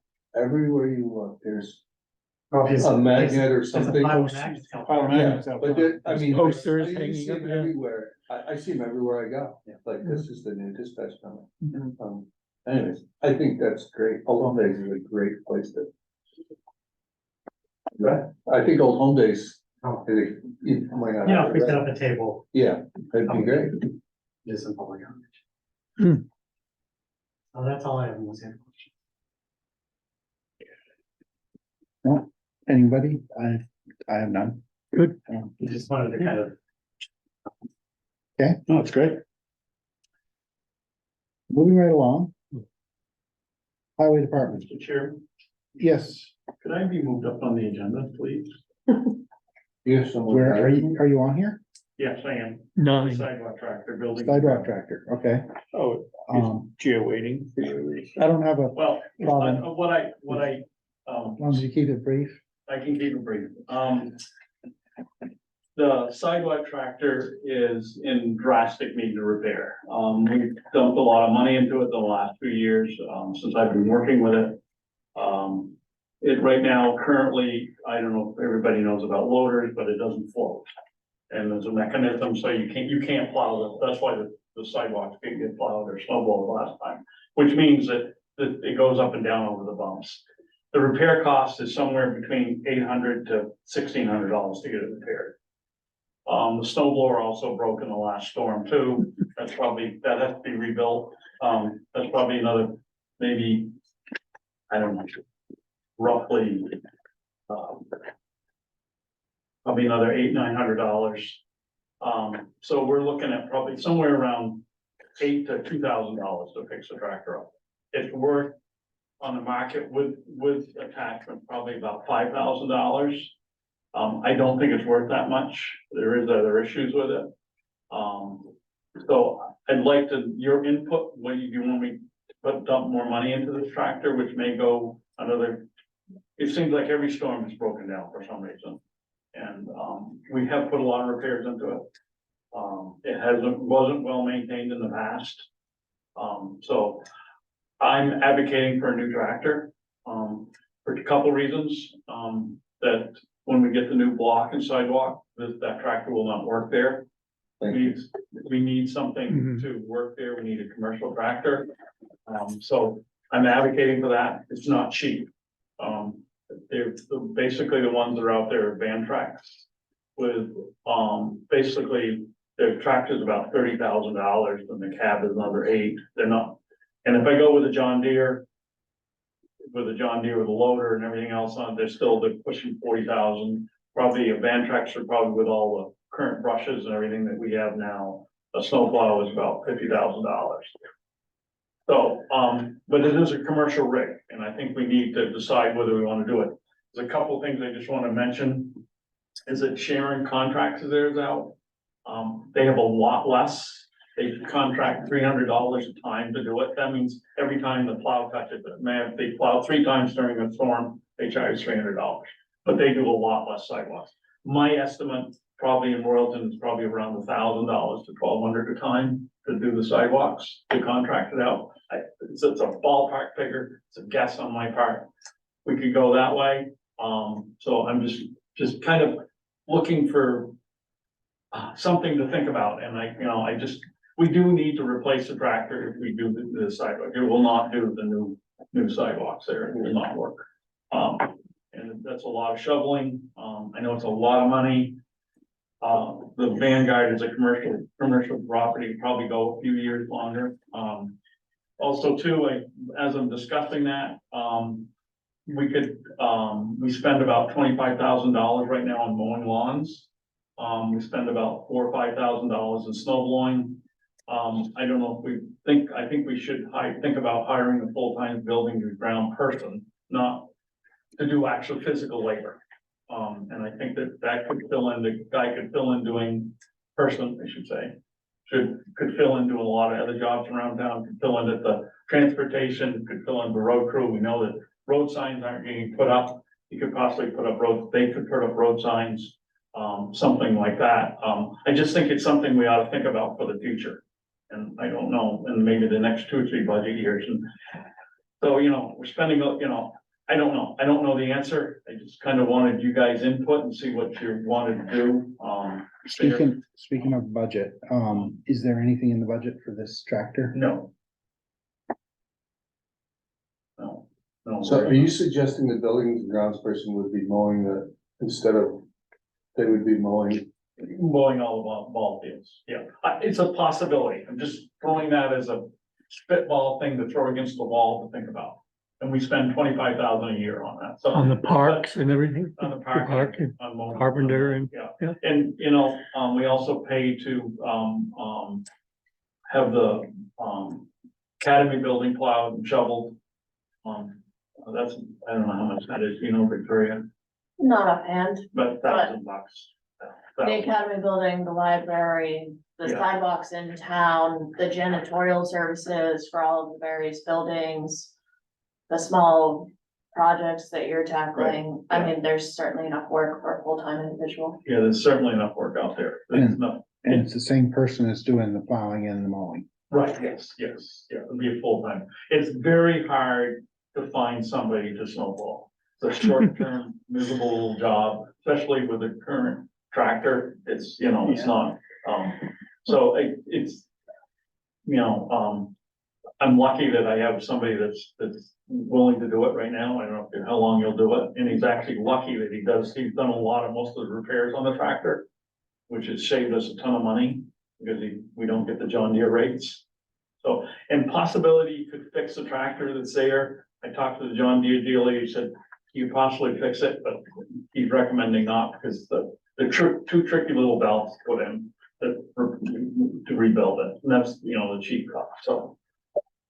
But if we fix it, it's not, won't be able to do our new sidewalks. Correct.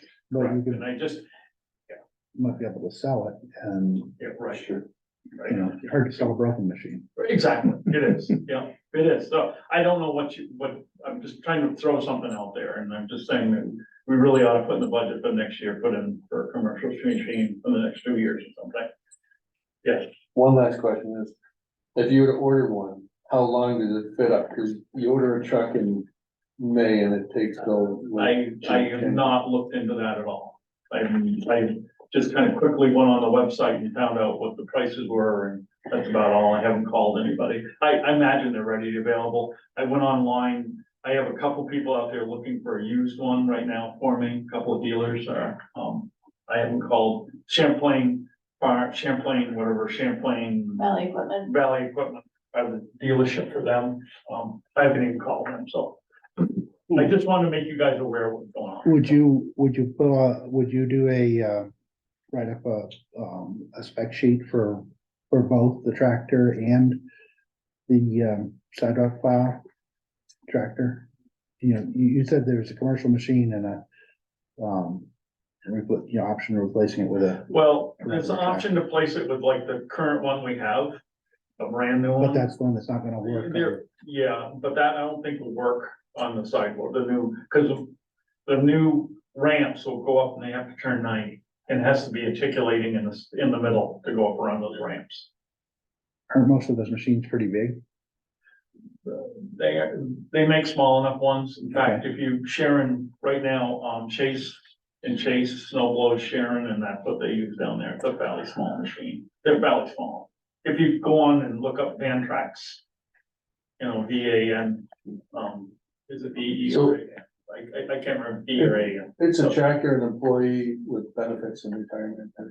Yeah, right, yeah, so that, I mean, we're already paying a chunk. I'm just. yeah, right, we're already paying. The unfortunate thing, that would also, it's not just that cost too. We need a vehicle to go with that person too, because all the places we know, you can't drive, so you have to have a vehicle to tow on a trailer. So it's not a cheap cost. I think that we're to that point, we're crossing that point, and I just wanted to mention it to everybody. There's a lot of, for instance, this building right now, I don't know if anybody notices, but the doors all need to be repainted in the front, or paint's all wearing off. The paint's all wearing off the front doors. That should be painted. You know, it's little jobs like that should be done. It's hard to find. I'm having a tough time finding contractors to do. I've got a bunch of work that I like done, but I can't find contractors, which you know that, Tim. There's nobody available. No, I called the painter and he's booking he just hit 2027. Yeah, right. So there's nobody out there to do any of these little jobs, and I'm finding that there's That's a stuff that crew. needs to be, that's good and needs to be done. I can't find people to do it. If anybody wants to pick up a paintbrush, I will hire them today. So I'm just telling you that with this job market and what's out there, I know it's a lot of money, a lot to think about, but I just thought that the board ought to be aware of it.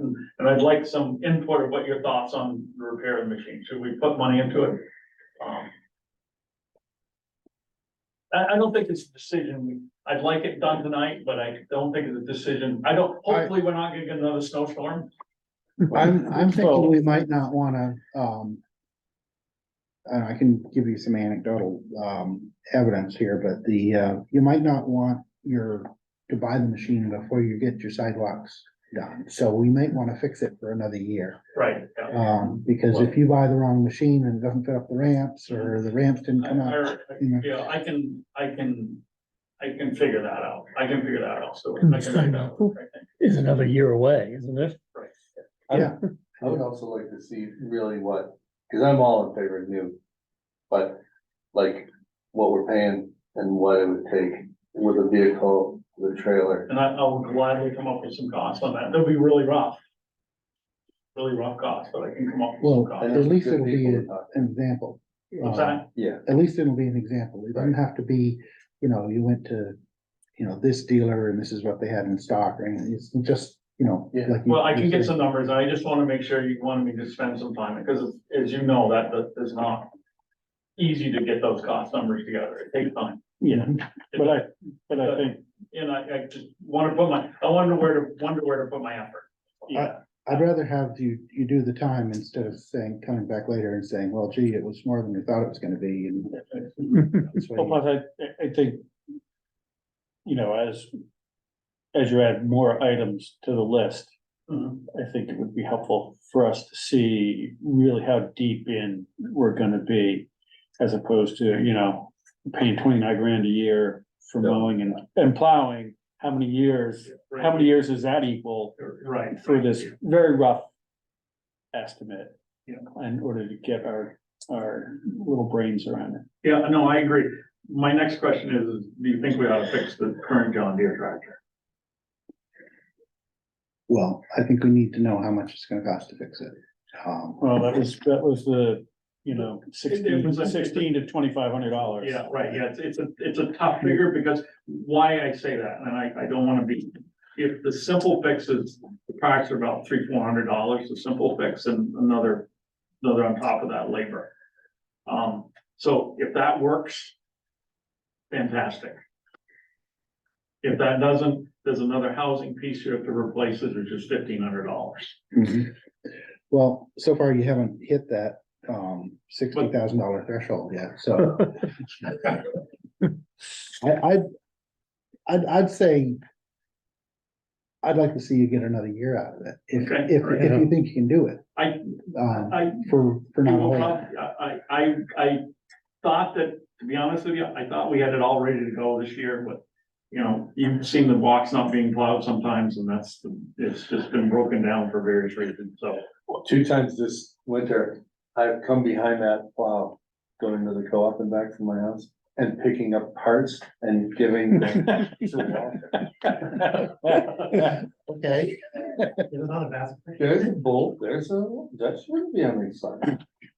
But in an effort to have my cake and eat it too, I think I'd like to know about the bigger costs. I mean, if it snows again in 10 days, the thing's not gonna be fixed anyway. Correct. So I'd rather see us not spend money on it right this second while we wait for the information to decide which way we wanna go. Okay, that's fine, and I don't think it's gonna. Well, I'm not directing that at you, I'm No. just saying in general, but, so I don't know if we wanna make it. Well, it's hard to make a decision because a lot of this is, you know, it Right. might work and it might not. and- No, but I didn't know if you were suggesting, because you said you'd like to get another year out of it, what I think is a great idea, but I didn't know if you're The reason, attempting to say, we should fix this now. the reason for getting another year out of it is to get the sidewalk project closer to where, you know, we know what's gonna work for it. And, if you think you can, I mean, if you think you can do that, then that kind of. He sounds hopeful, but not convinced. Well, my suggestion is that what I'll do is that once we get a little closer on drawings, I can do a scale drawing out here in the parking lot and get some machines and see if they'll go up it. That's, you know, just do basically a scale drawing out here in the parking lot and see what will work.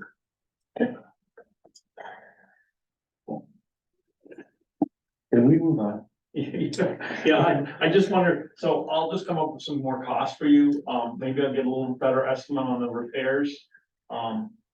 So, yeah. Repairs and the cost, the actual cost, what you think the new machine would be. Yeah.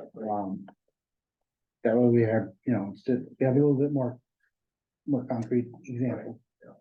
We'll have to replace in the next couple of years, 2 or 3 years. Okay. There's no question about that. What we replace it with, I just wanted to make one more comment, because of the. Whatever we're getting different snow than we got 5-6 years ago. Snow is heavier, harder to move.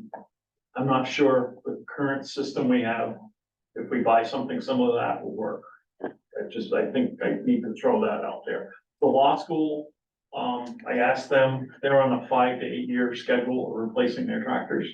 They rebuild their snow blowers every 2 years, which is somewhere between, the snow blower is about $5,000. They put about 2 or 3, they put 1,000 to 1,500 in every 2 years. We have not done that, so I think we need to rely some, we're gonna snow blow sidewalks. I think we really gotta know that there is some cost involved in it, and I don't think we've maintained and done a perfect job at it. Do you think the snow blower is the right choice for this gloppy snow?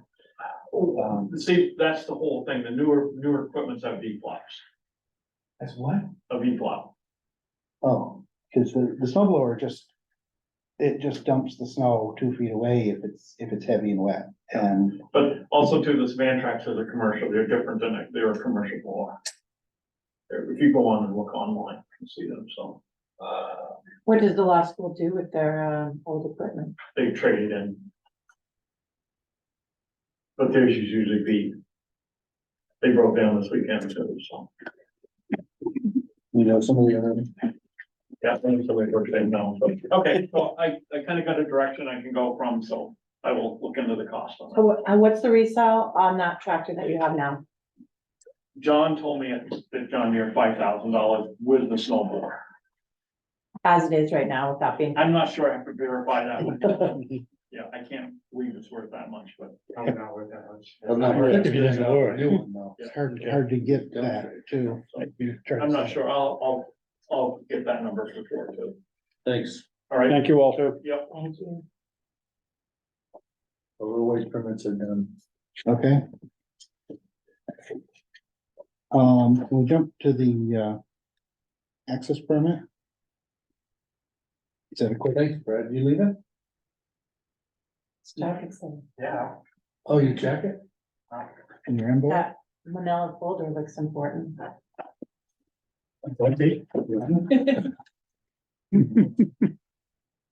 Bye, Brad.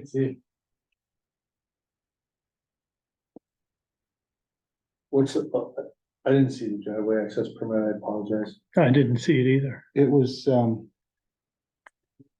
Where are it you was at? not it was an existing driveway on McCullough Run, is that the one? Yes. I'm it's sorry. It's an existing driveway on McCullough Run. They just wanna replace the Jimmy looked culvert. at it and talked to the homeowner. My understanding is that he told him that he was okay to put a 12-inch culvert back in there.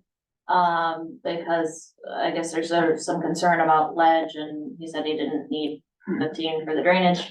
The planning commission said they didn't see any issue with it. Well, technically Gio said he didn't know why the planning commission would need to review that because it's an existing driveway.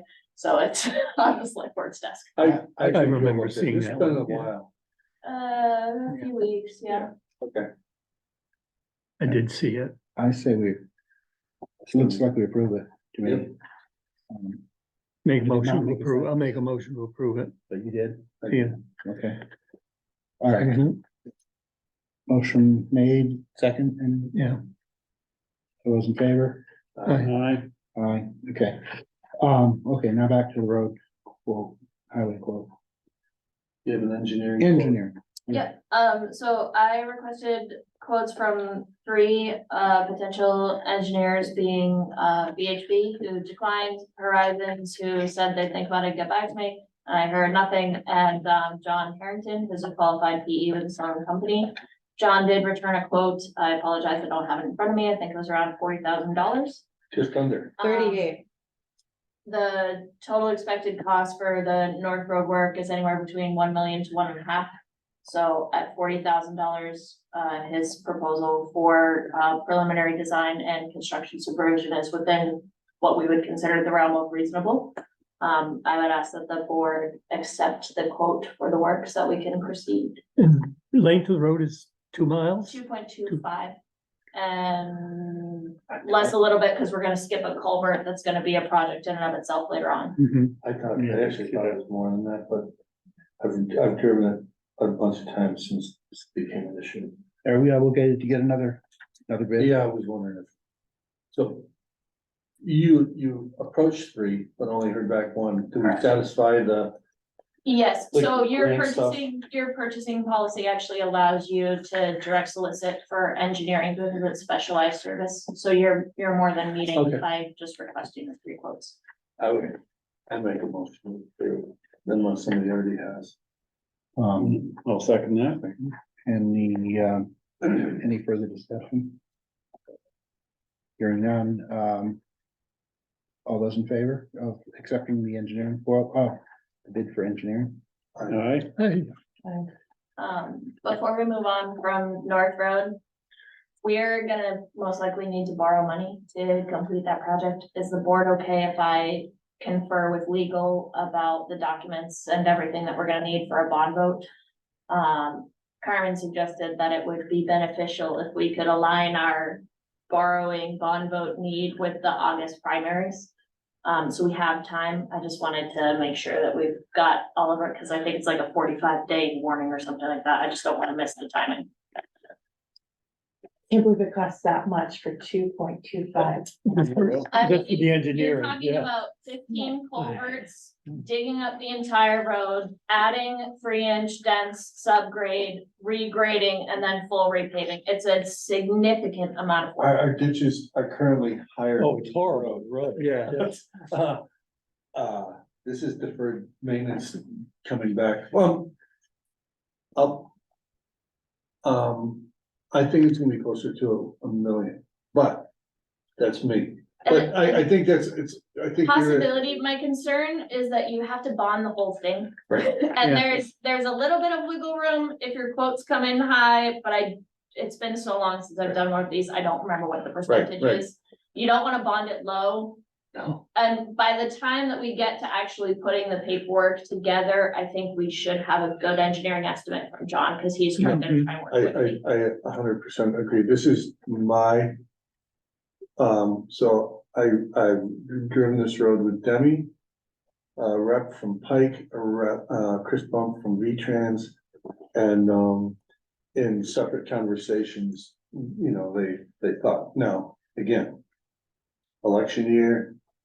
A lot of petroleum products, a lot of stuff going on, so they could change, but Victoria's right.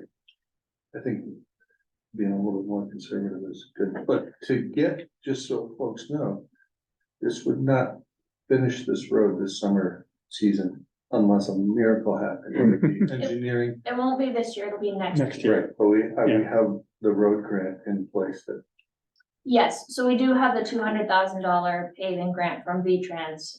But we have to be complete by December 2025. Yeah. And we are on track to do that. Okay. It's Okay. just, we've gotta make sure that we hit, that we have the money, you know, we've got the engineering, we've got the bids out for constructions, that we're on schedule. right, so. I was just trying to bring, we have 2 new people and that, we've been talking about this for a while. We're gonna catch a little. We might have to put a little bit into the surface between now and the real fix. Only yes. Anyways.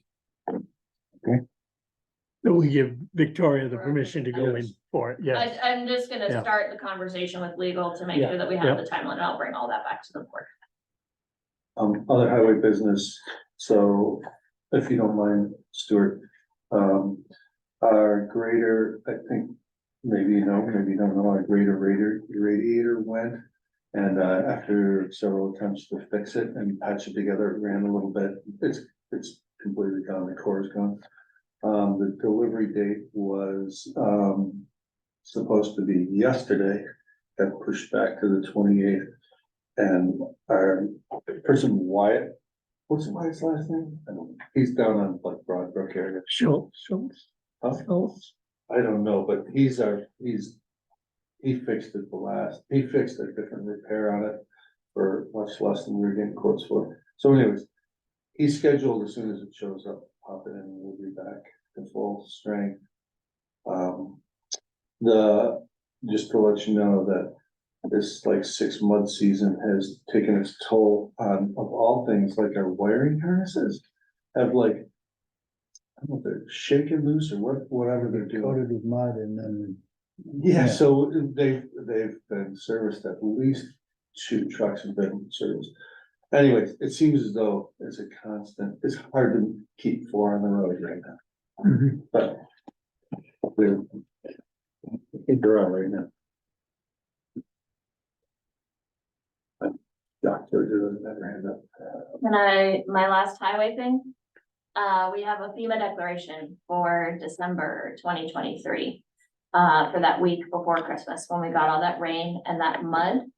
I sent the board the initial documentation that I had prepared for V-Trans when they came asking about costs. Included in that email, it said really clearly, we were not expecting this to be a FEMA event. So we had damage. Demi did go fix. There was a water cut across Happy Hollow. There was a water cut across Johnson Hill. We had a contractor do some work on Lovejoy and on Playstead. Unlike the July event, we do not have specific GPS, specific measurements, photos of damage.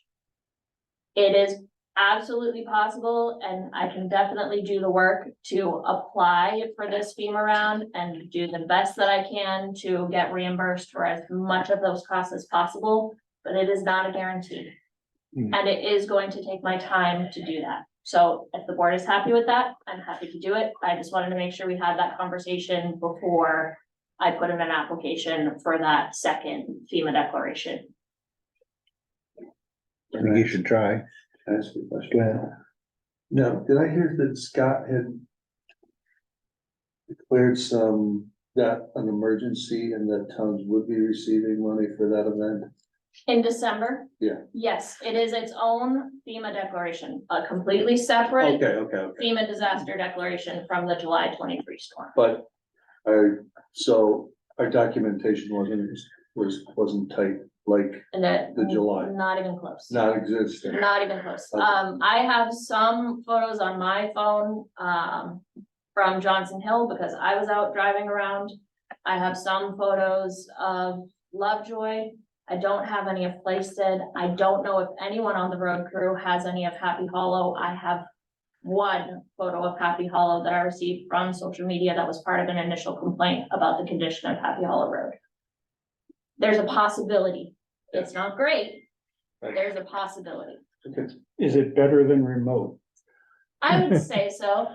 If your total costs are gonna be like $35,000 to $40,000, I can maybe justify $25,000 of that. By the time everything is said and done, and you know, the ink is dry and I've got all the GPS locations to the best that we can get. And then you'll get 75% of that reimbursed. So, I mean, you are talking about $20,000-ish that we might be able to get back.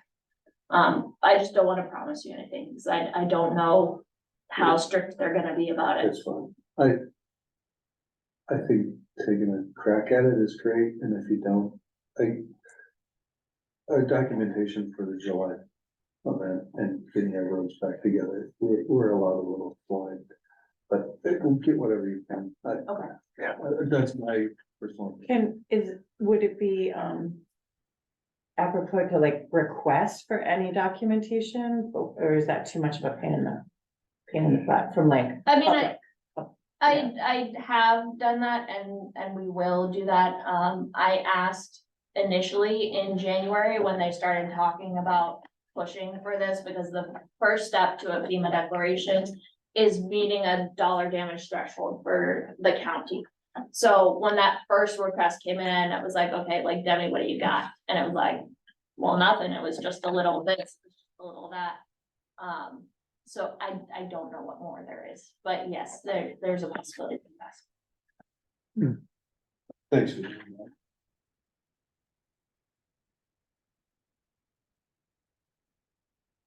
I think that's Is that it? That's all I got. right? I actually kind of, I know, I'm new here and I'm sorry to keep us so late behind schedule. But, as far as the highway business goes, we had talked really briefly about like a road committee. Yep. Or and I just don't wanna let that slide, behind. I think that it would be something that we could initiate sooner than later to get. I'm with you. what should we That's do? my action item. I think Roger McCrillis would be a key piece in that. Yeah, I think you probably need to pull most of the folks, Ian included, who did July work, to just go back and review contractor work to see how things held up over the winter and make sure there's not any punch list stuff, particularly for Daniels on the bottom of Gee Hill. But yeah, I think that's probably a good place to start.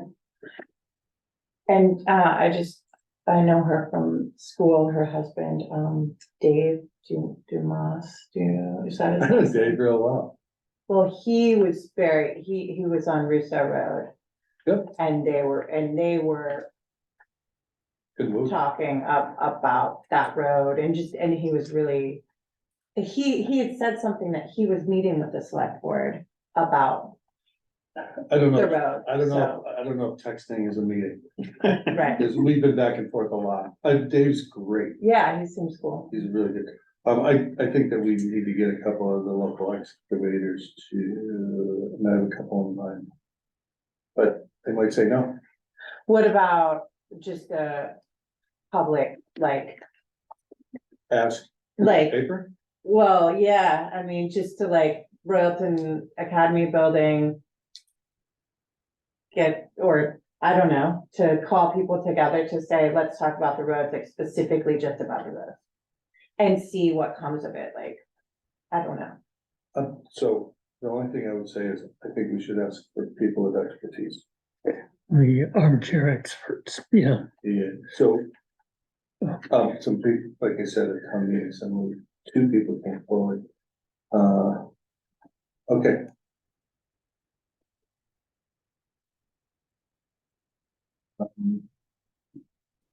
The other guy in a minute. Thanks, okay. Okay, Great. transportation? Think you can table it.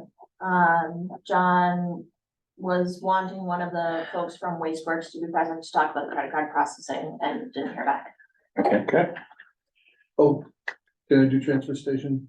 So, our permit is up in a couple days.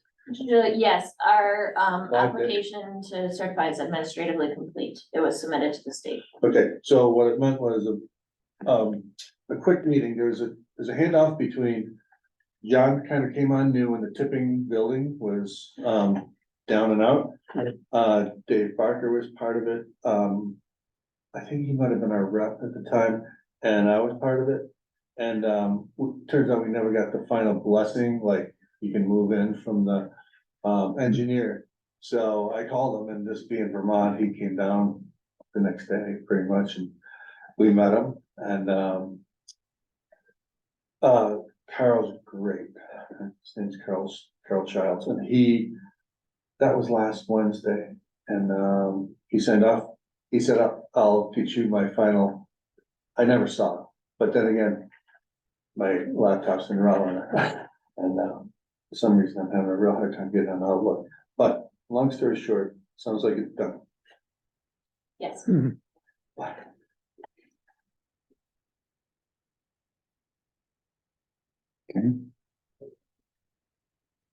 For destination?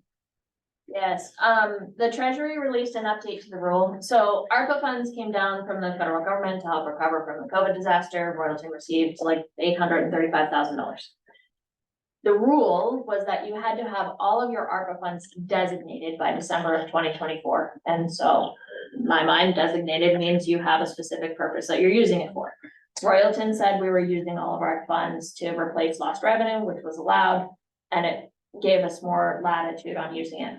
The treasury has released an update that says, well, when we said designated, we meant it's either spent or you have a contract for the funds. It can't just be the select board saying we're using it for this. So we will need to talk about that. Right now, the balance in the ARPA fund is $91,806. $25,000 of that is committed to the Health Hubs dental trailer until September of 2024. They may draw it down, they may not. I didn't catch up with Bob Frenier. I can do that at some point in the next couple of months, but at a minimum, before the end of December, we have $66,000 that we need to spend. I expect there are, Before this coming before December, yes, of twenty of twenty-four. 2024, it needs to be spent.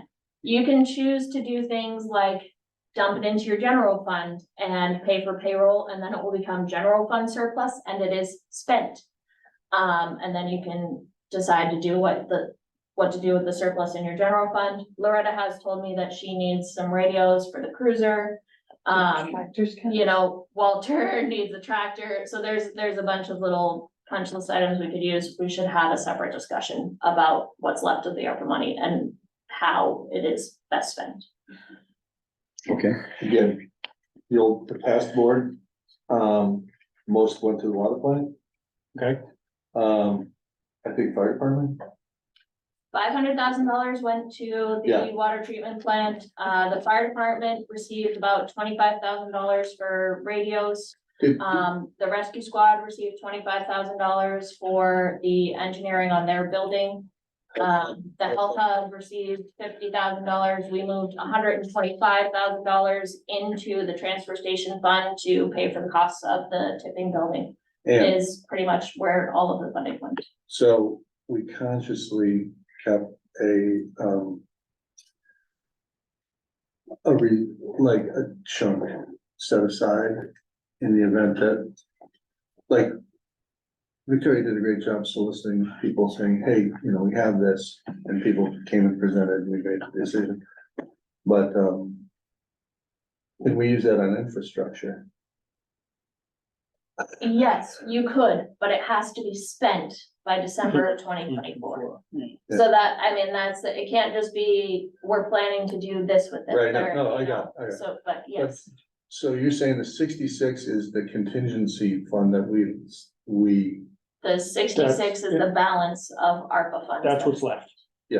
I got it. But potentially 91, because if the health hub doesn't draw down their Right. other 25, then the board would need to find somewhere to utilize that also.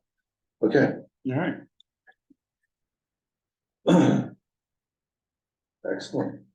Thank you. I don't know how you keep this straight, Victoria. This, you're crazy. I don't know how do you this know. all all day, this. every day. It's my job to know.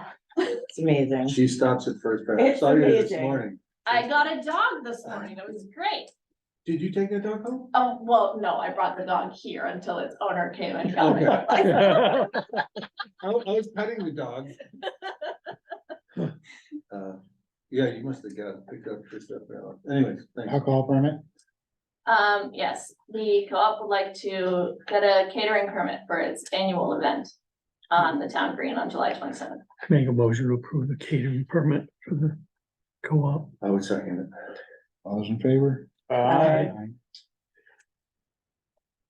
Approve warrants, approval of minutes. I gotta sign that, or we get to sign that once, or is it one person?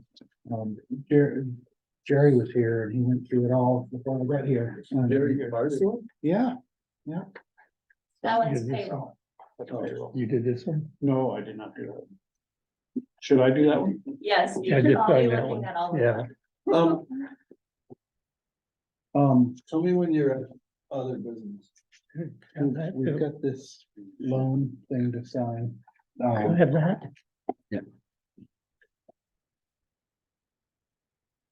Just sign. Just fine, but, No, I'm just, oh, no. you're gonna fill in.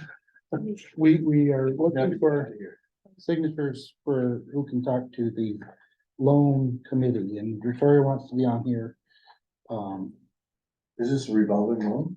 What is it? No, this is a municipal Is permit. the municipal climate recovery fund to gap fund our FEMA costs from the bond bank. That's the loan closing paperwork. Do I need to sign? Yes, There's a page where we all have to sign. That's the one I'm doing good. I'm gonna sign your name if you I don't. think it's the third, the middle one. Middle one? No, first one, second one. Now you're just screwing with me. I wouldn't, nothing easy practice. Oh, there we go. but before I interrupted Stuart. Yeah. They asked specifically which individuals are authorized to speak with the bond bank. I would appreciate it if the board would allow me to be one of those people, because I have to pay the bond bank 50% of all of the money that we receive I can from think of FEMA. no one better. So I need to be able to talk to them about your loan. If you want to, you got the job. You I got don't it. particularly want to, but I feel like I have at least a little responsibility. Um,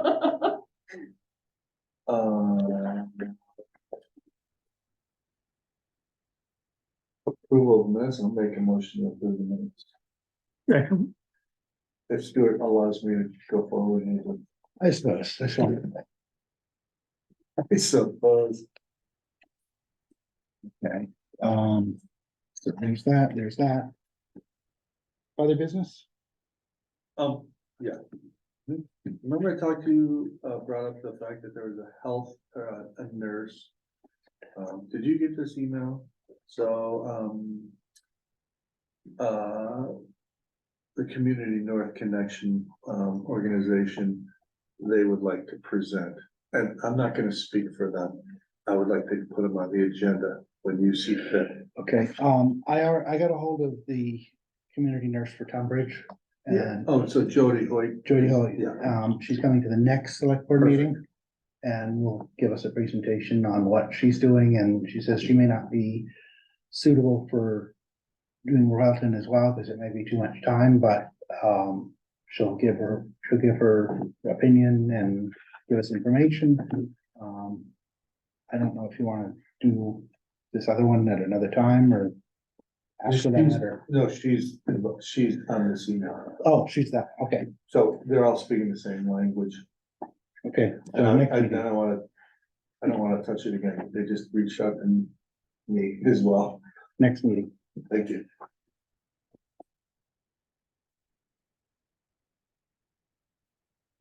Are we on other business? Yeah.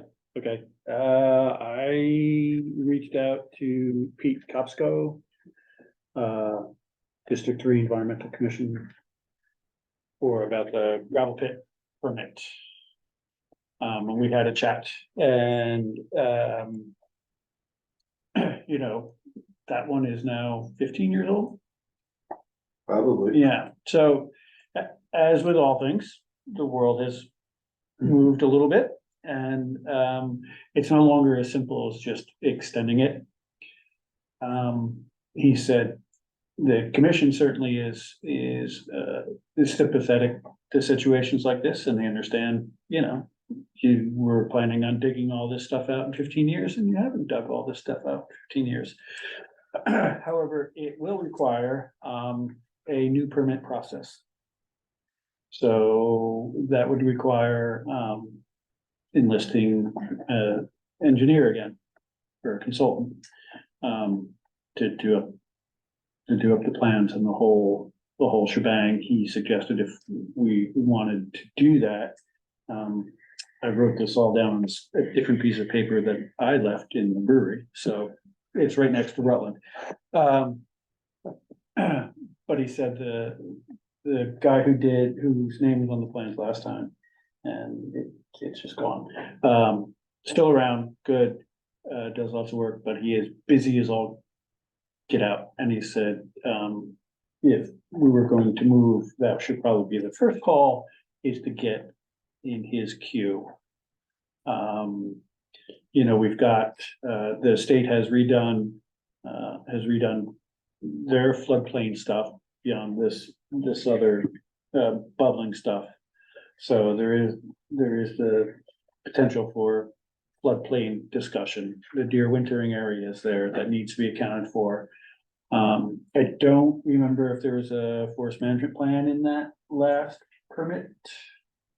I don't remember seeing one, but. For we the do have property one now. there is. For the property there is, okay, so as long as that's current, then, Yeah, AJ Polensky did it. oh, AJ did, Yeah. okay, okay, so.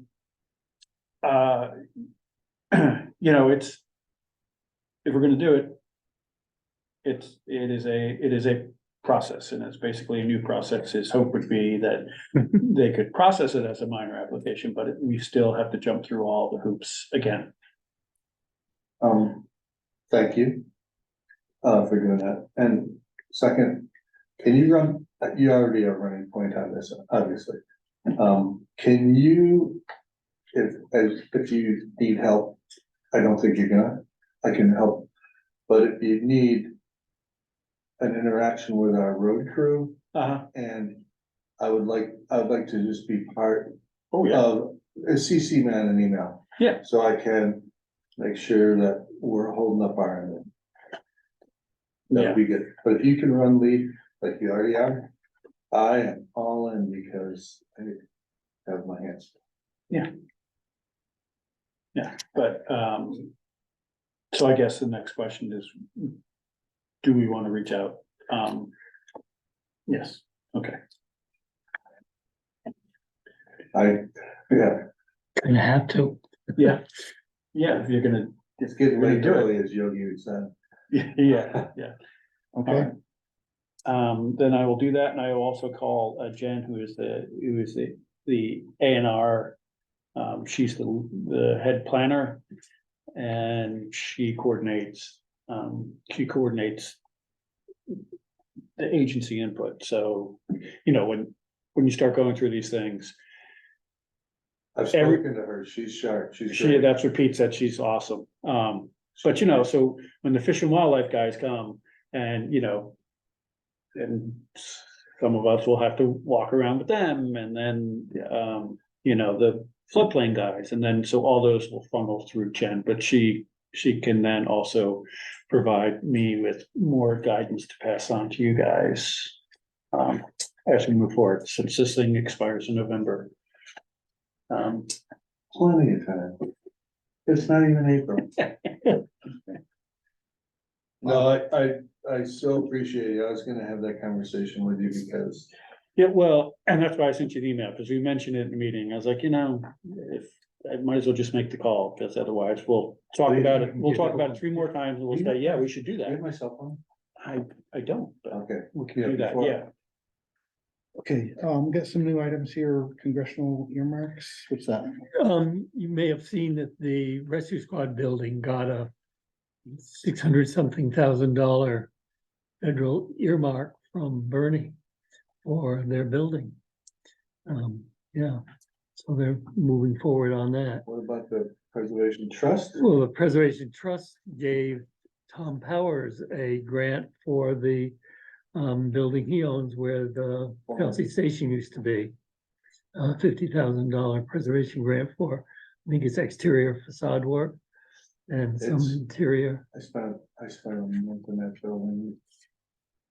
Reading, helping them like that. Yeah. So that was good. But with the earmarks, they also said we should, and I saw Peter Gregory at lunch today by fluke. Thought we should put in an earmark possibly for the Academy Building Senior Center Kitchen project and make it a generous request. And I think the letter has to go in pretty soon, just a broad outline. What are the restrictions on that? Like, is the painting that needs paint? Oh, you can probably put the whole project in. So we're very fortunate the Preservation Trust grant folks. I mean, Vermont's a really small state, and Jenna Lopachinsky is the boots on the ground, visits the sites, and I've met with her 2 or 3 times between 108 Chelsea building, town parks, and another building in town, and super accessible. Next day, spends 3 hours on the site, very pragmatic. And she goes, yeah, I think this is a great candidate. I can't think of it. So and it helps that we have John in town. John came, and it was just, you gotta do certain things really right as far as preservation standards, but we're gonna get a business in there soon. Yeah. But putting in a request for the earmark, I think would be a good idea for the Academy Building senior meal site.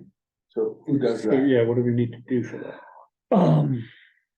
I'll look, the letter goes to, I think, Each individual Yeah. congressperson has their own procedure and their own, kind of punch list of what they would look for in a potential project. Because they're limited as to Sure. how many projects they can sign. I believe it's 15 that they're allowed to select. Mhm. So it is fairly competitive.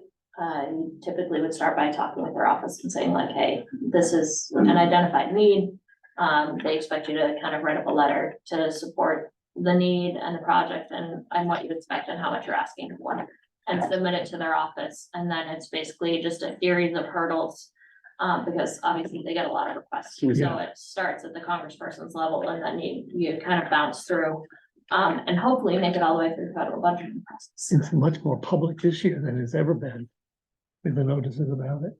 And Peter suggested Bernie because he said he's big on senior citizens and, support services. An emergency shelter, there's not like, it checks a lot of boxes. Yeah. Thank you. I saw Peter, ran into, Shirley Jefferson, and she asked if we'd made any decision on the law school's request that we designate 2 years funding toward the rescue squad building. And I said, the dean wrote a letter, I don't know, a number of months ago, 20,000 from each year. They give us 40. I think we should, particularly because now they've got the big earmark money. They're gonna request that a big sign be put up of who donated toward the project. And I think it'd be good to give the law school in the town credit for $40,000 worth of toward that project. So when we priced that building originally, it was 700, Mhm. so not a lot of fundraising left. Yeah. Price has probably gone up. Oh, yeah. And they've gotten more private donations toward it too. From the other town. So I'd like to make the request that we designate 40,000, 2,000, 20,000 each year from the Community Betterment Fund for the new rescue squad facility. That'd be a motion. That's what I said, I make a motion. Okay, it's a request. Yes. I'll second that. Discussion. Any discussion? How much is in the betterment fund?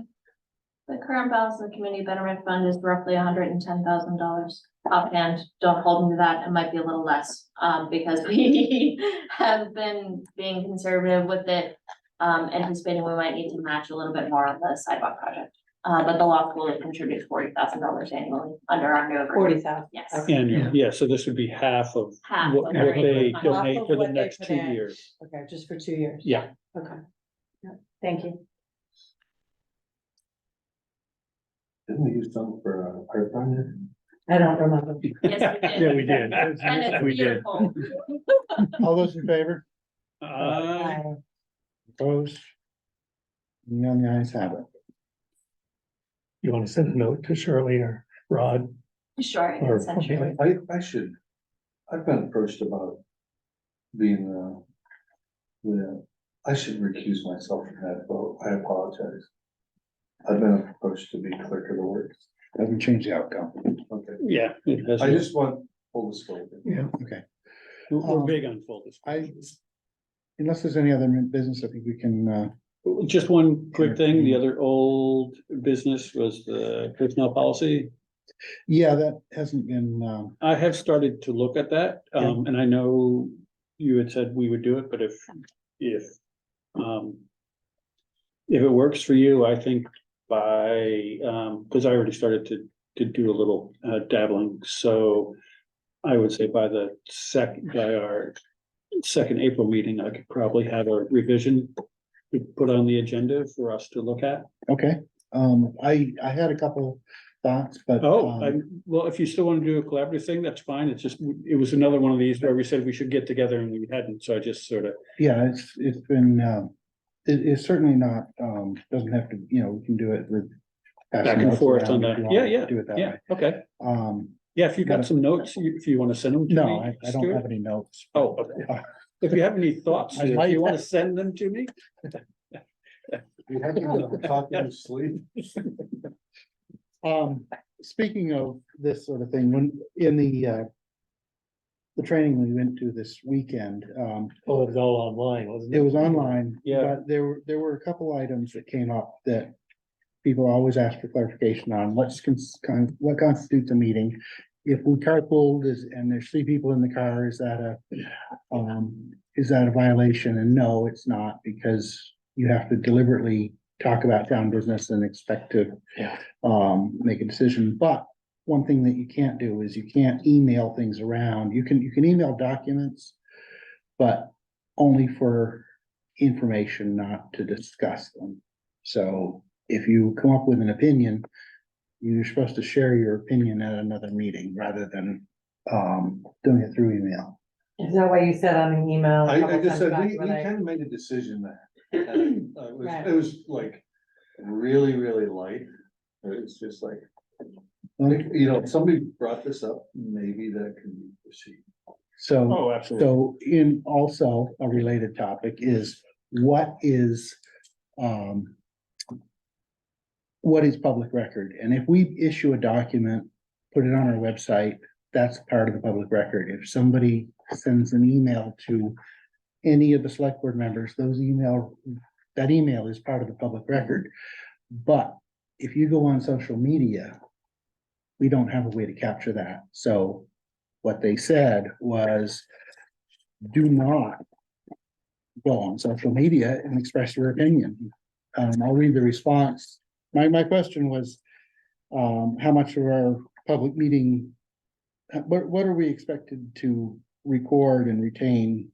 Just our own meeting notes and comments, or the full transcript of public comments? And what about social media? And the response was record from Carl Romanoff, the LCT staff attorney. Any record, document, video, any document, video record, computer file should be produced for town business, should be retained. Notes are generally exempt as transient records used to produce a public record rather than being one themselves. So if you're gonna use notes to write minutes, the minutes are the public record, not the notes that you took to write the minutes. As a public official, discussing town business on social media is not recommended, as it may become a public record. Just avoid doing it. Non-public official posts are not public record unless made on an official town webs or municipal social media page, which we don't have an official social media page, right? We have an unofficial Town of Royalton social media page. We do. But you're yes. not the administrator of it, are you? Or are you? But I utilize it, Rita utilizes it, and Carmen also utilizes it. We generally do not put any information onto the social media page that is not already on our website or from another publicly available source. We just use it as another method to disseminate. that Okay, that's okay, as long as you have an official location for your public record. So, but expressing opinions on that page is frowned upon. So, It sounds like you guys are just using it for informational purposes. bridge closure, Yeah, bridge closure, we used it really heavily during July when Yeah. different roads were out. Yeah. That sort of thing. Very rarely will I jump on and say something like, if you want to talk to a select board member, here's how you get a hold of them. But everyone does try to keep it to just very strict information only, not anybody's opinion, information that you could find elsewhere, type of posts. yeah, okay, so if you went on and said, here's a document that, you shouldn't be aware of, that you should also put that document on our official town website so that Yes. if it comes up, the document is on the website, not on the social media page, Yep, because And it's not that's, that it that's can't how be we do there. that. Very, very rarely will you find, there'll be a screenshot of something so that you can get a photo into the social media. We utilized that a few times during flooding, This is but really we good. try to be very good about always linking back to the official website or another official governmental website. Sometimes it's, the Secretary of State promoting or whatever. And if one of us does go on and say something that's their opinion, you should also put at the bottom of your your message that you are doing so you're expressing your opinion as a citizen, not as a town official. They say that probably won't hold up, but at least you made the effort to try You that. saw the bees nest that happened with the school board member who was doing that. It's not worth it. Yeah. It's better just to let them work it out themselves and Victoria did a great job because people were posting their roads disappearing, like E Hill and Johnson Hill, people were walking down in the froth in July, and I think you pulled some of that for records. Yes. yeah, Yeah, That's great. I mean, I think Victoria's excellent at this. I just want to say. okay. Is there anything else anyone has? Can we adjourn? Yeah. All right. Not bad. We recovered. Sort of. Were we supposed to end at 9? 8:55. 8:55 was other and old business, so. Oh, we were. We're trying to go 8:30.